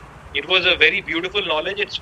If you realize it, your quality of life goes up very, very high. In Gita, Shri Krishna says that the one who is looking for unity attains unity, and the one who is in enmity, he will see enmity everywhere. So that enmity has to be removed by clarifying this whole thing. But it's human nature, so that's why they wrongly have interpreted it. And once your mind is not clear, then of course you fall for such things. So I mean, it's unfortunate, but that is how it is, and it's our duty to clarify on this thing. Yeah. So, Rahulji, I know I said that was my last question, but I cannot help but ask a supplementary question. Sorry about that. So, this Brahmanism nowadays is mostly associated to the priesthood. So, citing that theory, that Hinduism originated from the Brahmanical ideology and all that stuff, citing that priesthood, they are not martial people. But when it comes to the Aryan invasion theory, it's a martial race that invaded. So the disconnect that I feel is that martial people being ruled or dominated by the priesthood, who is definitely non-martial. But the evidences from our scriptures suggest that Brahmins used to come to the yajnas and all to receive alms and charities. But those who how do you call it? Those who conducted the yajna, or those who mastered the yajnas, were maharshis. They were never called Brahmins. Of course, Brahmahatya Papa was associated with their murder and all, but Vishwamitra was not a Brahmin. You see where I'm going with this, right? Yes. Yes. So would you care to expand a little bit on that area, please? Yes. So Maharshi basically, Rishi means one who sees, right? So Rishi is the one who sees. So Maharshi in that sense is the one who sees. What does he see? He sees the unity. He sees the universe as one. So that is there. But the thing is that knowledge and that insight that they got, they wanted it to be propagated over many generations, so that people can read it and people can access it, and then they can realize that knowledge. That realization of that knowledge is not that easy, but those insights should still be there, because if you were to read it with an open mind, if you were to meditate on them with an open mind, you eventually will get there. Now there is a lot of that thing that has to be then propagated over a long period of time to many generations. And since written language was not used in those times, what was done was basically all of those things were remembered, and they were remembered, and they were orally transmitted across many generations. So the Brahmins in that sense were the people who were transferring this knowledge. They were basically learning it, and then they were transferring it to the next generation. That is the reason why it was discouraged that you should not kill a Brahmin, because if you will to kill, basically what you're doing is you're burning a book. It is equivalent to that. So just as in Islam also, they had this issue of the whatever their prophet got, they were transmitting it orally in the beginning before they brought it into writing. So initially this was all done orally, and if you were to kill a Brahmin, of course you lose all that information. So that's why this Brahman Hatya was something which was considered a crime, because that knowledge has to be transferred. And this, as you pointed out, that Brahmins are not the martial people. They don't really fight, and still, you are calling that they are the ones who invaded, and who basically controlled the whole thing. So that doesn't make any sense. So yes, I completely agree with that. That point does not really make any sense. This is such a sophisticated knowledge that is there, which has been created, and you are saying that these sophisticated knowledge keepers were there, and also there were some very brutal people from some place, and they came and ravaged the whole civilization. It just doesn't fall in place at all. So that is how I'll put it, that Maharshi, all the yajnas that are performed, as you're saying that they are the Maharshis are performing, but they are the great seers who have great insight into the whole thing, and so they are the ones who are getting this knowledge, and they're providing this knowledge, which has to be then transferred across all the generations. And so you need a lot of people who can transfer this knowledge, remember it, and then transfer it. And that's where Brahmins actually were coming in also. And that's why when they say he cannot speak well, then he should not be a Brahmin. There is this thing. They say that, okay, don't teach the Vedas to the Shudras, for example. They say this. The reason why they're telling you is because if you were to change the pronunciation a little bit, that knowledge will get distorted. And then when that knowledge would get distorted over a period of time, you will lose the complete knowledge in altogether. You can just see, right? Varsh became Baras, or these kind of things happen, right? Whatever you're speaking in one way, Prichhati become Puchana. So all these things are basically distorted. Not everybody can remember those things and speak them in the correct way. And so if you were to have the Vedas and you were to give it to just anybody and say, okay, you speak it like this and you speak it like that, then the whole thing would have lost. So you cannot really have that happen. So this knowledge has to be transferred through this whole process, wherein you have to first make sure that a person can really pronounce it correctly or not. So that's why they used to say, don't give this knowledge to a person who cannot really pronounce it correctly, who cannot speak it correctly, because then it will get lost, it will get distorted. And in Sanskrit, it's a very inflectual language, right? If there is A and there is I, and those cases are there, you change the case slightly and the whole thing is changed. The whole meaning is changed. So that's why that thing was done. And so this whole class was developed, which was to transfer this knowledge from one generation to next generation. And those were the ones who were the priestly classes, what they are saying. And their importance is there, of course. Nowadays, all the books are very important for us. we have to give importance to them because that is knowledge. So that's why they were given that much importance. So it's all logical. There is no illogical thing that is over there. It's all logical. You can explain it very well. Thank you, Rahulji. Teacher sir, before we go to the audience, would you like to add some thoughts? Teacher sir? No. Since we are running short of time, let us go to audience. Sure. So we are going to the audience questions right now. We'll be taking a few questions, but before I turn the hand raising on, please remember to keep your questions short and within a span of 1 minute. And of course, keep your questions civil. Thank you. I'm turning on the hand raising. Please raise your hands and come up. Thank you all.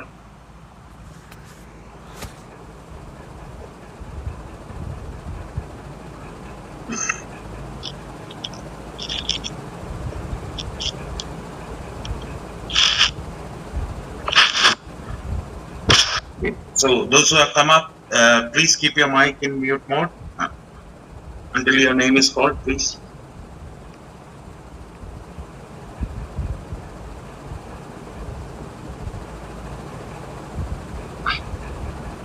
Right. So, LP ma'am, can you hear me?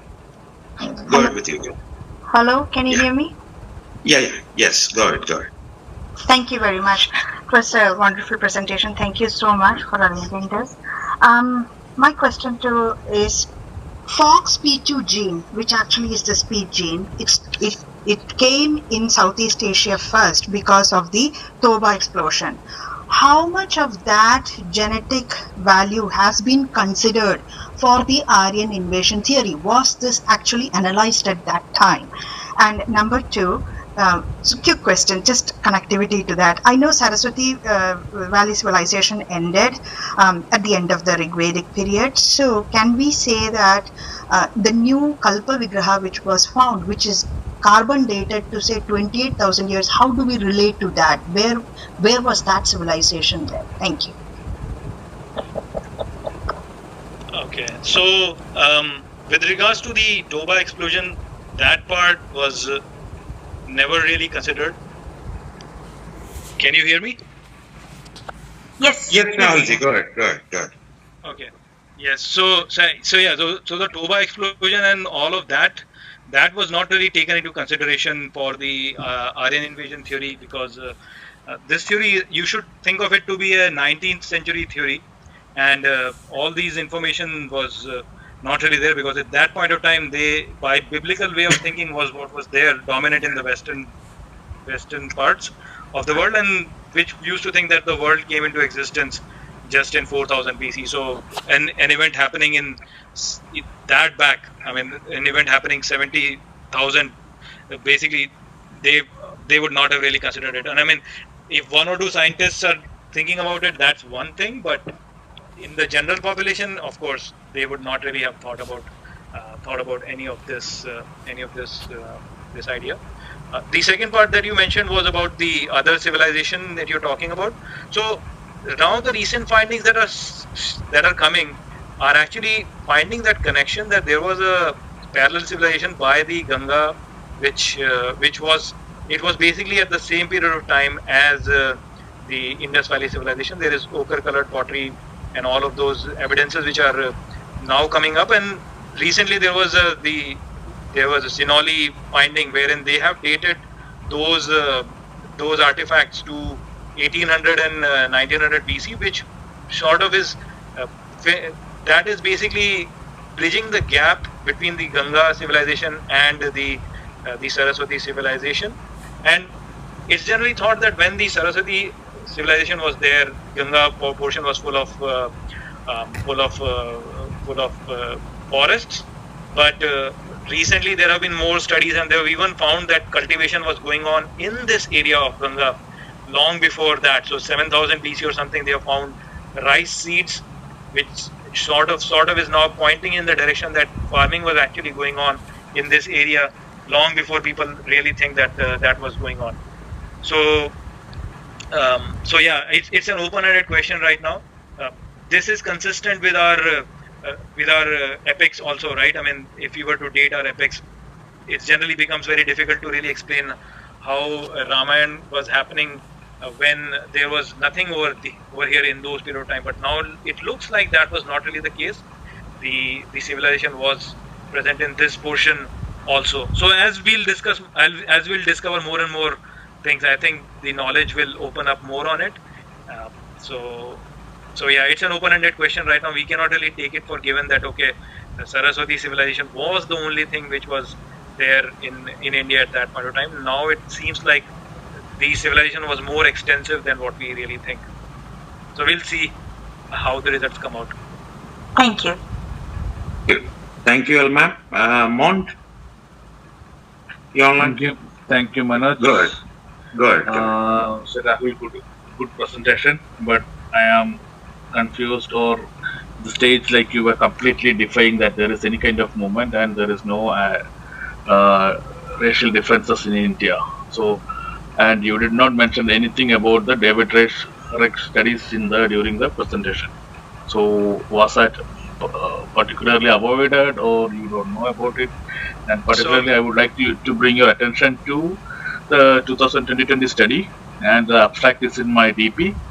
You can see it's a proper scientific study where it is talking about there is a clear evidence that two ancient populations genetically divergent that are ancestral to most Indians today. One is ancestral North Indians, ANI, and the genetically close to Middle Easterns, Central Asians and Europeans, while other is ancestral South Indian, ASI, which are as distinct as from ANI and the East Asians as they are from each other. By introducing methods, we can estimate that without accurate ancestral prediction, that we show that ANI ancestry ranges from 39 to 71% in India, traditionally upper caste and Indo-European speakers. Groups with only ASI may no longer exist in mainland India. However, Andamanese are an ASI-related group without ANI ancestry. So this study, why? So basically, sorry. Go ahead. Sorry. So my question is like, okay, how do you completely negate this study, and like what is the reason that is totally debunked? Like? Yes. So I didn't negate it. And I did not refer to it because if I were to show that all data, I need pictures to really show it. So that's why I didn't really introduce it over here, because I don't have a way to show it. That study basically divides the Indian population into two distinct groups, ANI and ASI, which is ancestral North Indian and ancestral South Indian. But the thing is that they are doing it not because they have any evidence. They are doing it because they are already assuming it to be like that. Now you mentioned that ASI is present in Andaman Nicobar. That is not what their study had actually said. What they said was that there is ANI and there is ASI and there is the Andaman Nicobar, which they called it as the Indian hunter-gatherer.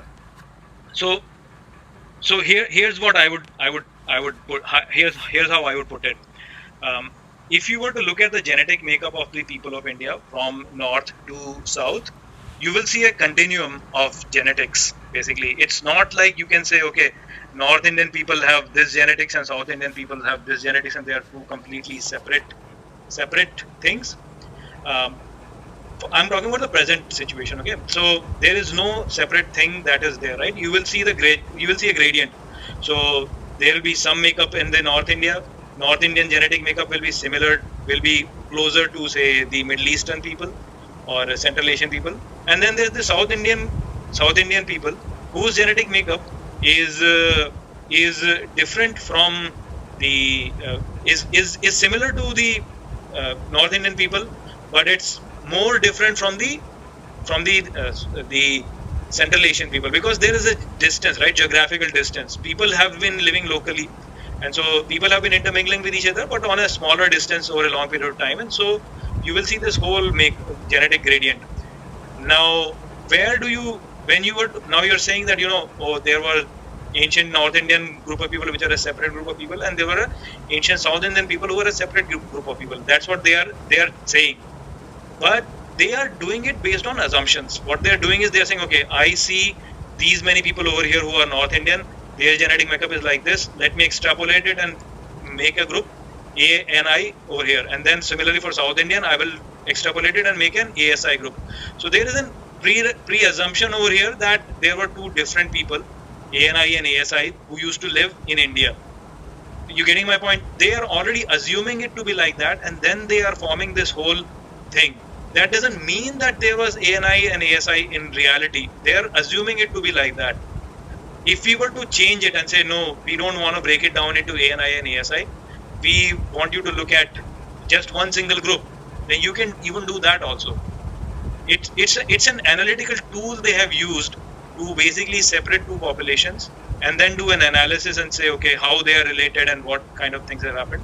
But if you were to change your axiomatical assumption itself, then you can argue in a very different manner. You can also say, okay, I am going to break the ancient North Indian and the ancient Iranian, say for example, and I will say that these are two distinct groups, and now I want to do an analysis. So you can do an analysis like that also.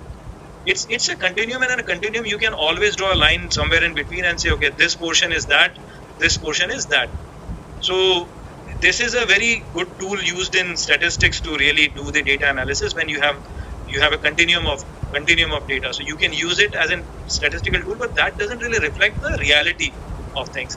It is just they're trying to make a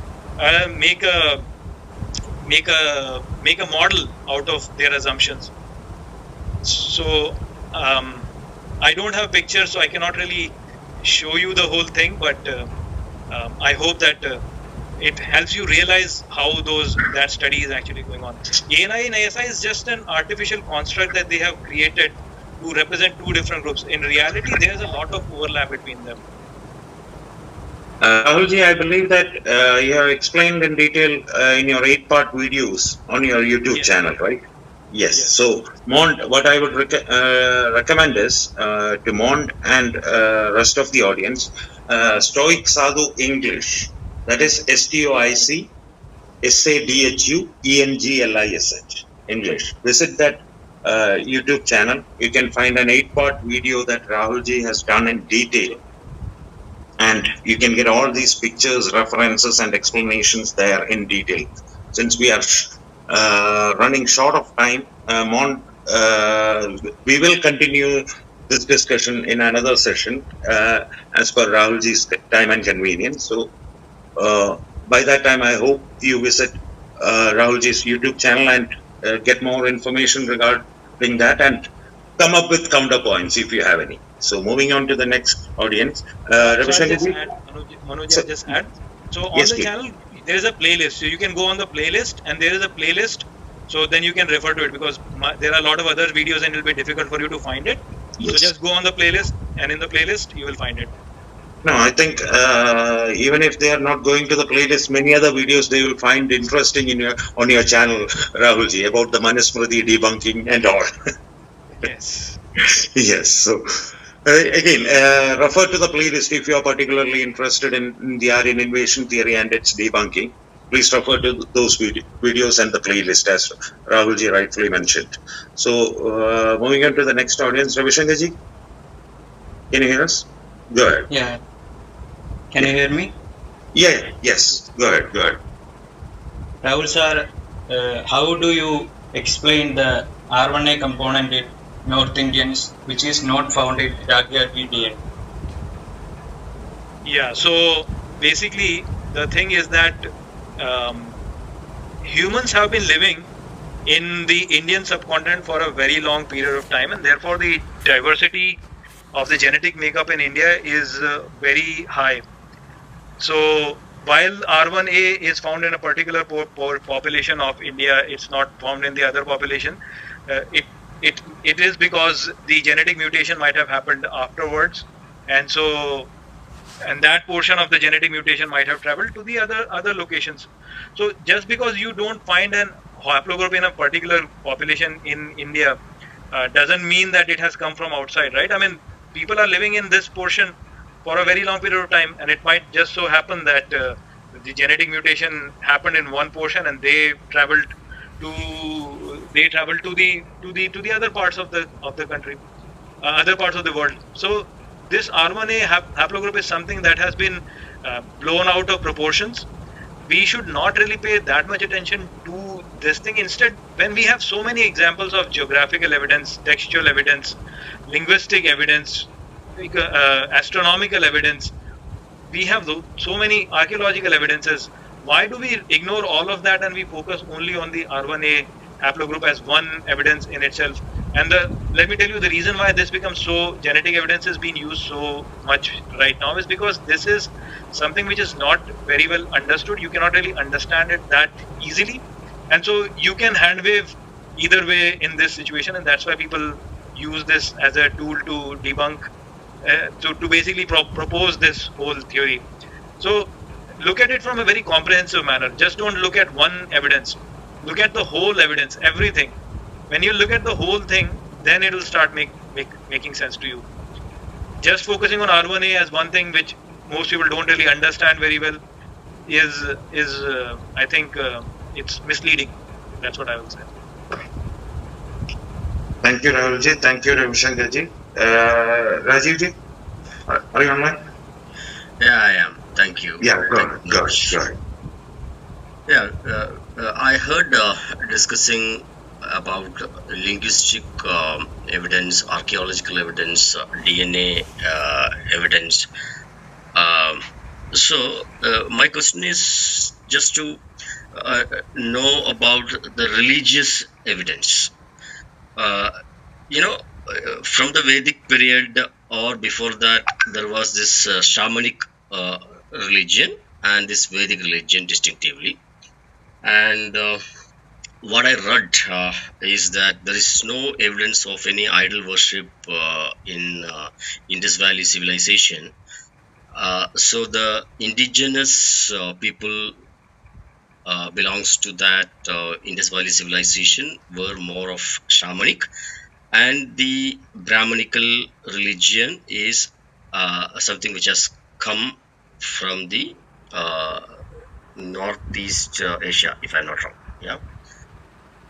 So how will you tell about this religious evidence of I don't know, call it a Aryan invasion or something like that. It's a mixing up.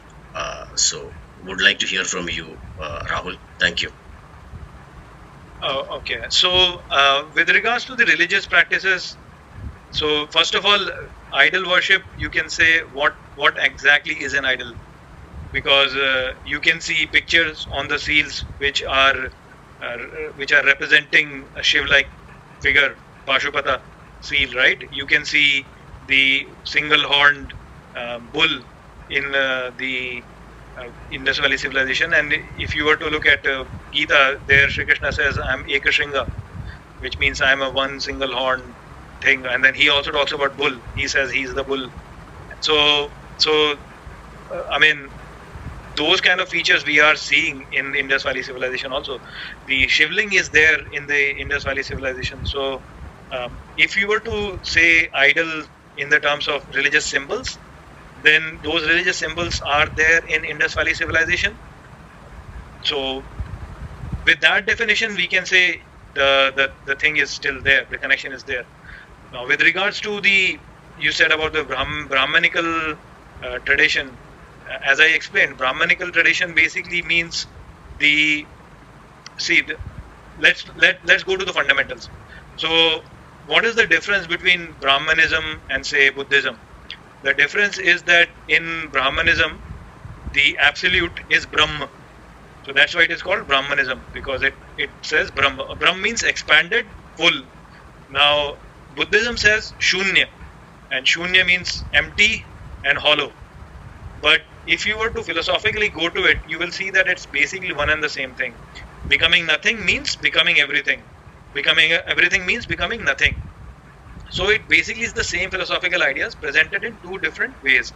So the way we look at Brahmanism is very shallow, wherein we say Brahmanism means just the Brahmans are worshipping and the followers of Brahmans are Brahmanisms. The real idea of Brahmanism is the one who believes in the absolute Brahma. Whoever he worships, he is worshipping the Brahma, is basically the idea. So that idea is still there. So calling Brahmanism as just the idol worshipping will not be the correct way to really put Brahmanism as. And idol worship, you're saying idol worship, again, religious symbols, they are used by everyone. If the Muslims say they are not idol worshippers, they basically have to understand that that is not really the case. They have religious symbols also, and those religious symbols are used to connect with the divine. The only difference is that they have just one idol, which is the one sitting in Mecca, while we have our own personal idols. So the idols are always there. I mean, even in the Vedic tradition also, when you are offering, you're offering to the fire, right? So fire can be your idol also. You are offering som to fire. So that also, ghee is there, the water is there. All of those symbols have been used as representing divinity in its different aspects. So saying that idol worship did not exist, I don't think will be correct. Idol worship has existed forever, it will exist forever, because we as human beings do not have the capacity to really grasp the unknowable, because we only observe things through our physical means. So we need some sort of a physical anchor to anchor our attention to and then get to the divine. The idols that are used nowadays in temples, wherein we have these very beautiful statues, you can say, yes, that has come later on, but it's just a practice, it's just a tool that has been used to get to the same ideas that are present in our ancient text, in our Vedic text also. So I don't really understand this objection that generally say that in Vedic tradition the idol worship is not really there. How do we know? I mean, yes, I mean they don't really talk about it, but symbols are used by everyone. Christians say they don't do idol worship, but they use cross as a symbol. That is an idol. So Shivling is used as a symbol and you have found them in Indus Valley civilization. So they call it idol. So I mean, idols were used even in those. You can even find the statues of Mother Goddess in Indus Valley civilization. So those things were always there. I don't think it will be right to say that idol worship was not really there. It's just that the technique of making the statues have improved over time, and so since they have improved over time, so they have changed. The characteristics have changed, but the idea is still there. Thank you, Rahulji. Thank you, Rajiv. Ranganathan sir, are you online? Yeah. Thank you, moderator. Thank you, moderators, and namaskaram to TG sir, and good morning to Rahul Yadav. I suppose you are talking from US, right? Yes, that's right. That's right. Yes. Good morning. Yeah. I have some doubts or some viewpoints. Just clarify. See, when an invasion happens, generally there has to be some trails like new structures or demolitions, etc., like what happened during Mughal period. So that is my first thing. So are these things been unearthed or found out? One. And since this invasion has happened, the so-called invasion has happened through the west, that means they have to cross Pakistan. So in Pakistan, whether this theory of invasion has been floated over there, or it is applied or restricted only to the Indian subcontinent, is my second question. And the third one is, if they had invaded India, this part, why did they not invade the southern part? Why did they stop short of going to south? What made them? If that is the case, since they could not penetrate south, can we call, assuming if there was an invasion, can we call they were a supreme?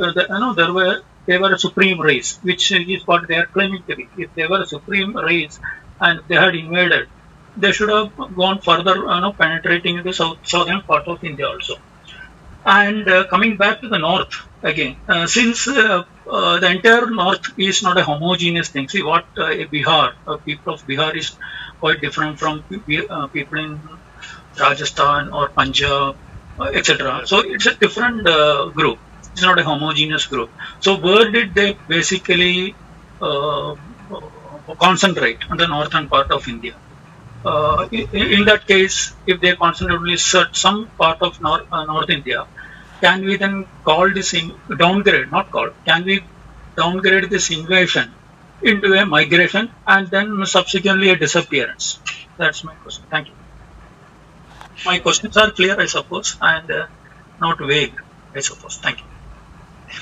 Yeah, so I forgot your first question actually. What was the first question? Sorry. First question is, see, generally an invasion happens like in Mughal period. So there were destructions, demolitions, and new structures coming. Okay. So I remember. Okay, I can answer. So there is only one evidence that was ever been presented of invasion, which was provided by Mortimer Wheeler, wherein he discovered a grave wherein a lot of skeletons were found over there, and he said, okay, look, this is the invasion. This is the proof of invasion, that a lot of these people were killed by the invaders. But later on, it was found out that that grave belonged to a totally different epoch. So it was a totally different time period when this thing happened, and later on it was found out that this must have happened because of a flood and not really an invasion. So that is the only evidence that has been ever provided in terms of the invasion or mass killings of people in the Indus Valley Civilization. Otherwise, there is no proof of this invasion whatsoever anywhere, that the towns were destroyed or the people were killed in a large number they were killed. So that's for your first question. Your second question was that is this thing being portrayed in Pakistan or not? So it is actually very popular in Pakistan, and the reason why it is very popular in Pakistan is because it gives them a justification to really say that, you know, why they should now invade the whole India. Because the thing is that so I have had discussion with a few Pakistanis, and I asked him that, you know, why are you so proud of your Persian descent, say for example. Why are you so proud of it? Why are you not proud of your own Indian descent in itself? And what he said was that, no, I am a Persian, and why are you also? You are also a foreigner. You came from Russia and you also occupied this place. So this is I mean, now that we are coming and we are trying to occupy it, then what is wrong in it? You also occupied, so we are also occupying it. So that sort of an illegitimacy to the Indian identity gets peddled by this theory, and so they actually are a big proponents of it. And it helps them to divide the Indians in terms of the north-south divide. So if you were to ask any Pakistani about it, they will always say that, oh, there were these people, Dravids, who used to live over here, and then the Aryans came and they destroyed the whole thing. So they love it basically, because then it gives them the justification to invade, because they can say that, oh, you are also the invader, so now we are invading. So there is it's all good. So that's why they like this idea. Now, for your third question, which you were saying that there is a lot of genetic diversity in India, and so can we just call it as a migration? No. Before that, I asked, why did they not penetrate into South India? Because if they were so supreme race and they had invaded, why they could not invade the southern part? Absolutely, that's a very valid point. I mean, if they were so supreme and they were able to rule over the whole world, then why didn't they go over South India also? So I mean, so the theory is that the Dravids who were occupying the Indus Valley Civilization, they ran and then they occupied the South Indian area. So absolutely, your point is very valid. Why didn't they then follow them to South India also and then displace them from South India also? So that's a valid point. So again, this can be used to disprove the Aryan invasion theory in itself. So absolutely, that is a point very well taken. Now for the genetic diversity that you said, so the idea over here basically is that in India, people have been living for a very long period of time. So there was this explosion. So I forgot the name again. I think the question was raised earlier also. So there was this explosion that happened in Indonesia, which led to the complete wiping out of the humanity, and only very few thousand people remained in India basically. So this whole portion, they say that then the humanity revived from this whole point, from there, from that very low population. So because humans have been living in this area in Indian subcontinent for a very long period of time, it is natural that you will find a lot of variability in terms of the genetic variability. Now, on top of that, you have to also understand that the Indian values are of diversity. Even now, in Indian tradition, we have so many languages, and we respect all of those languages. We really value the diversity. It's not like Islam or not like Christianity, wherein we say that everybody should follow one thing, everybody should follow one way, everybody should wear one thing, everybody should speak one language. We don't believe in that. We believe that all the different cultures should be there. They all should be cultivated, and this diversity is something that we love and we value it. Because of that, all of these values and all of these diversity have been preserved in India. While it might have been possible that in other traditions, in other places, those things were destroyed and one thing was imposed on everyone.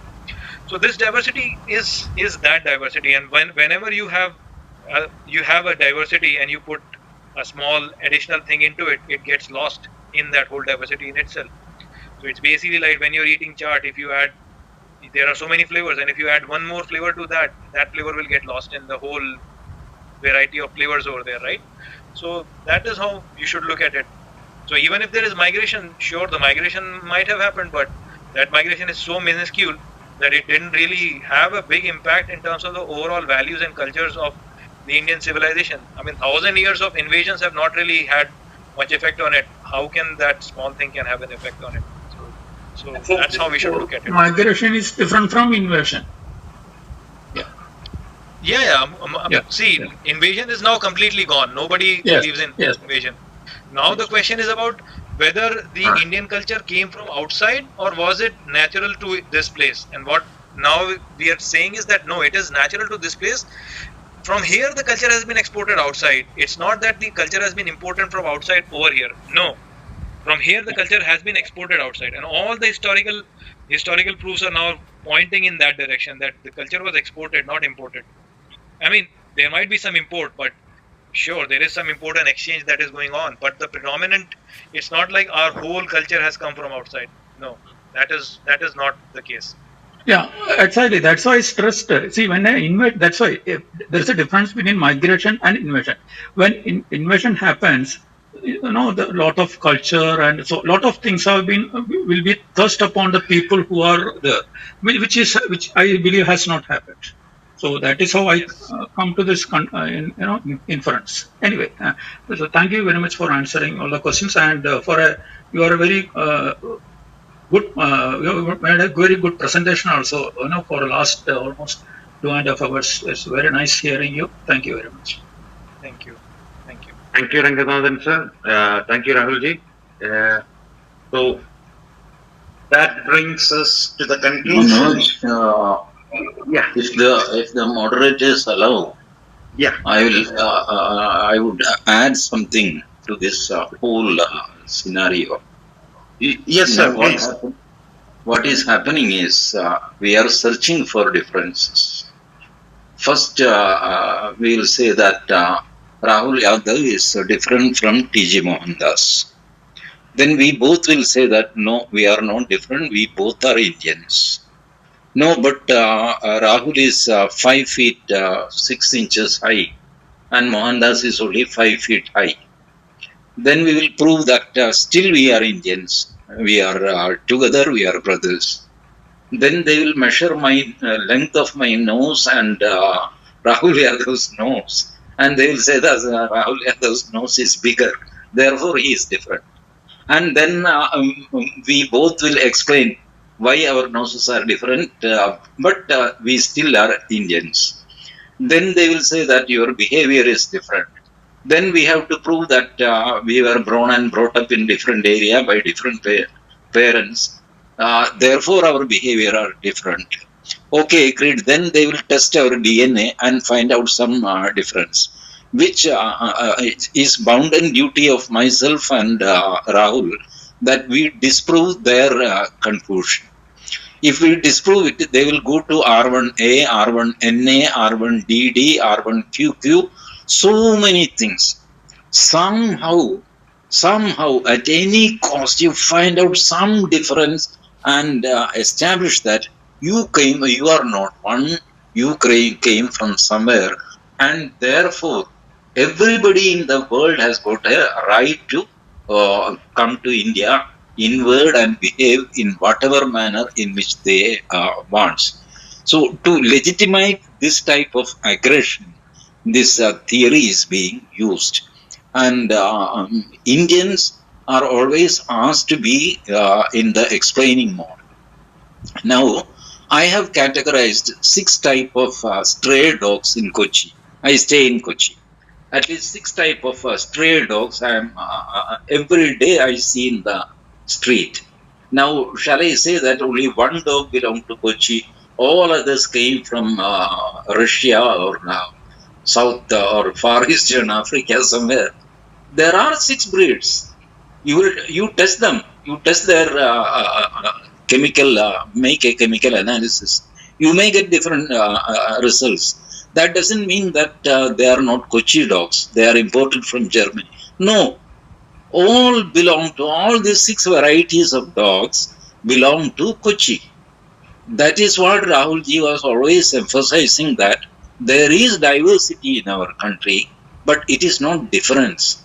There is a difference between difference and diversity.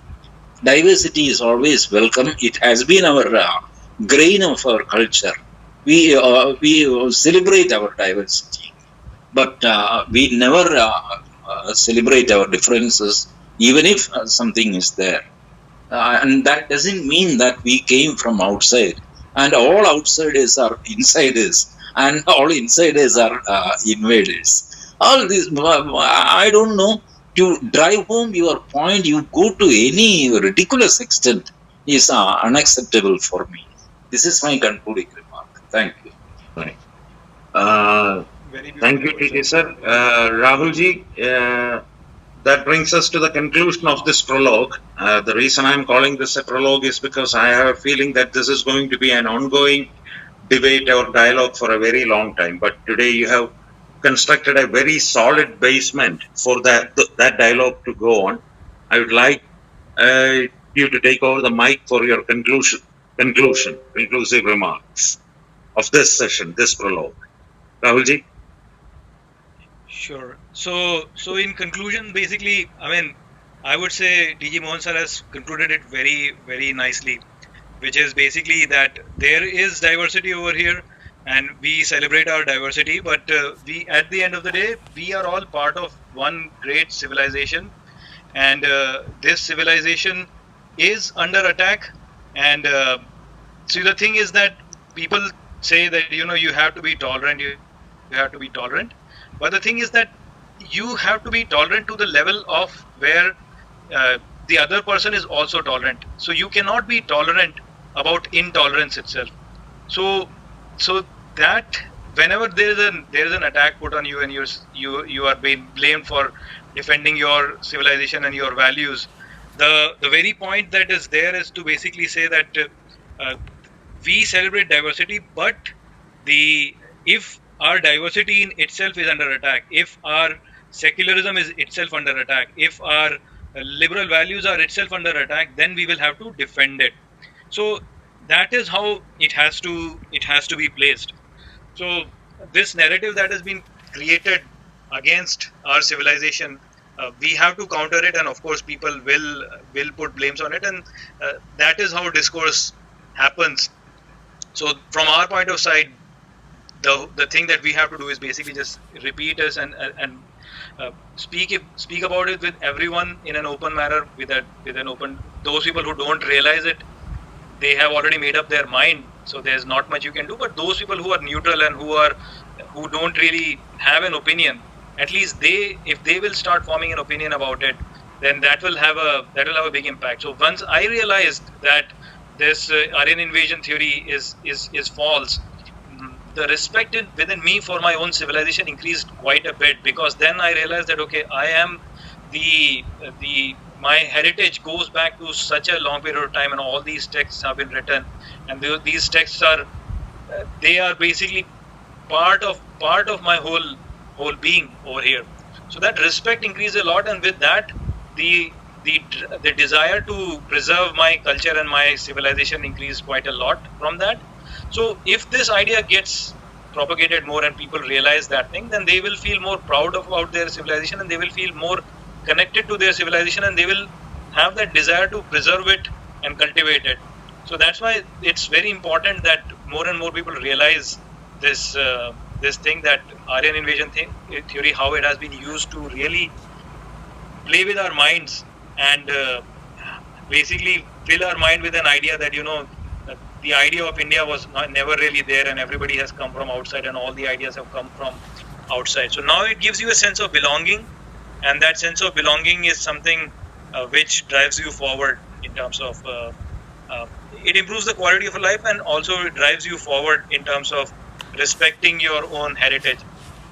So, and our heritage itself says that there is only one. So the unity is what it goes after. But if someone is going against that itself, then of course we have to be very careful against. So that is how I'll conclude it.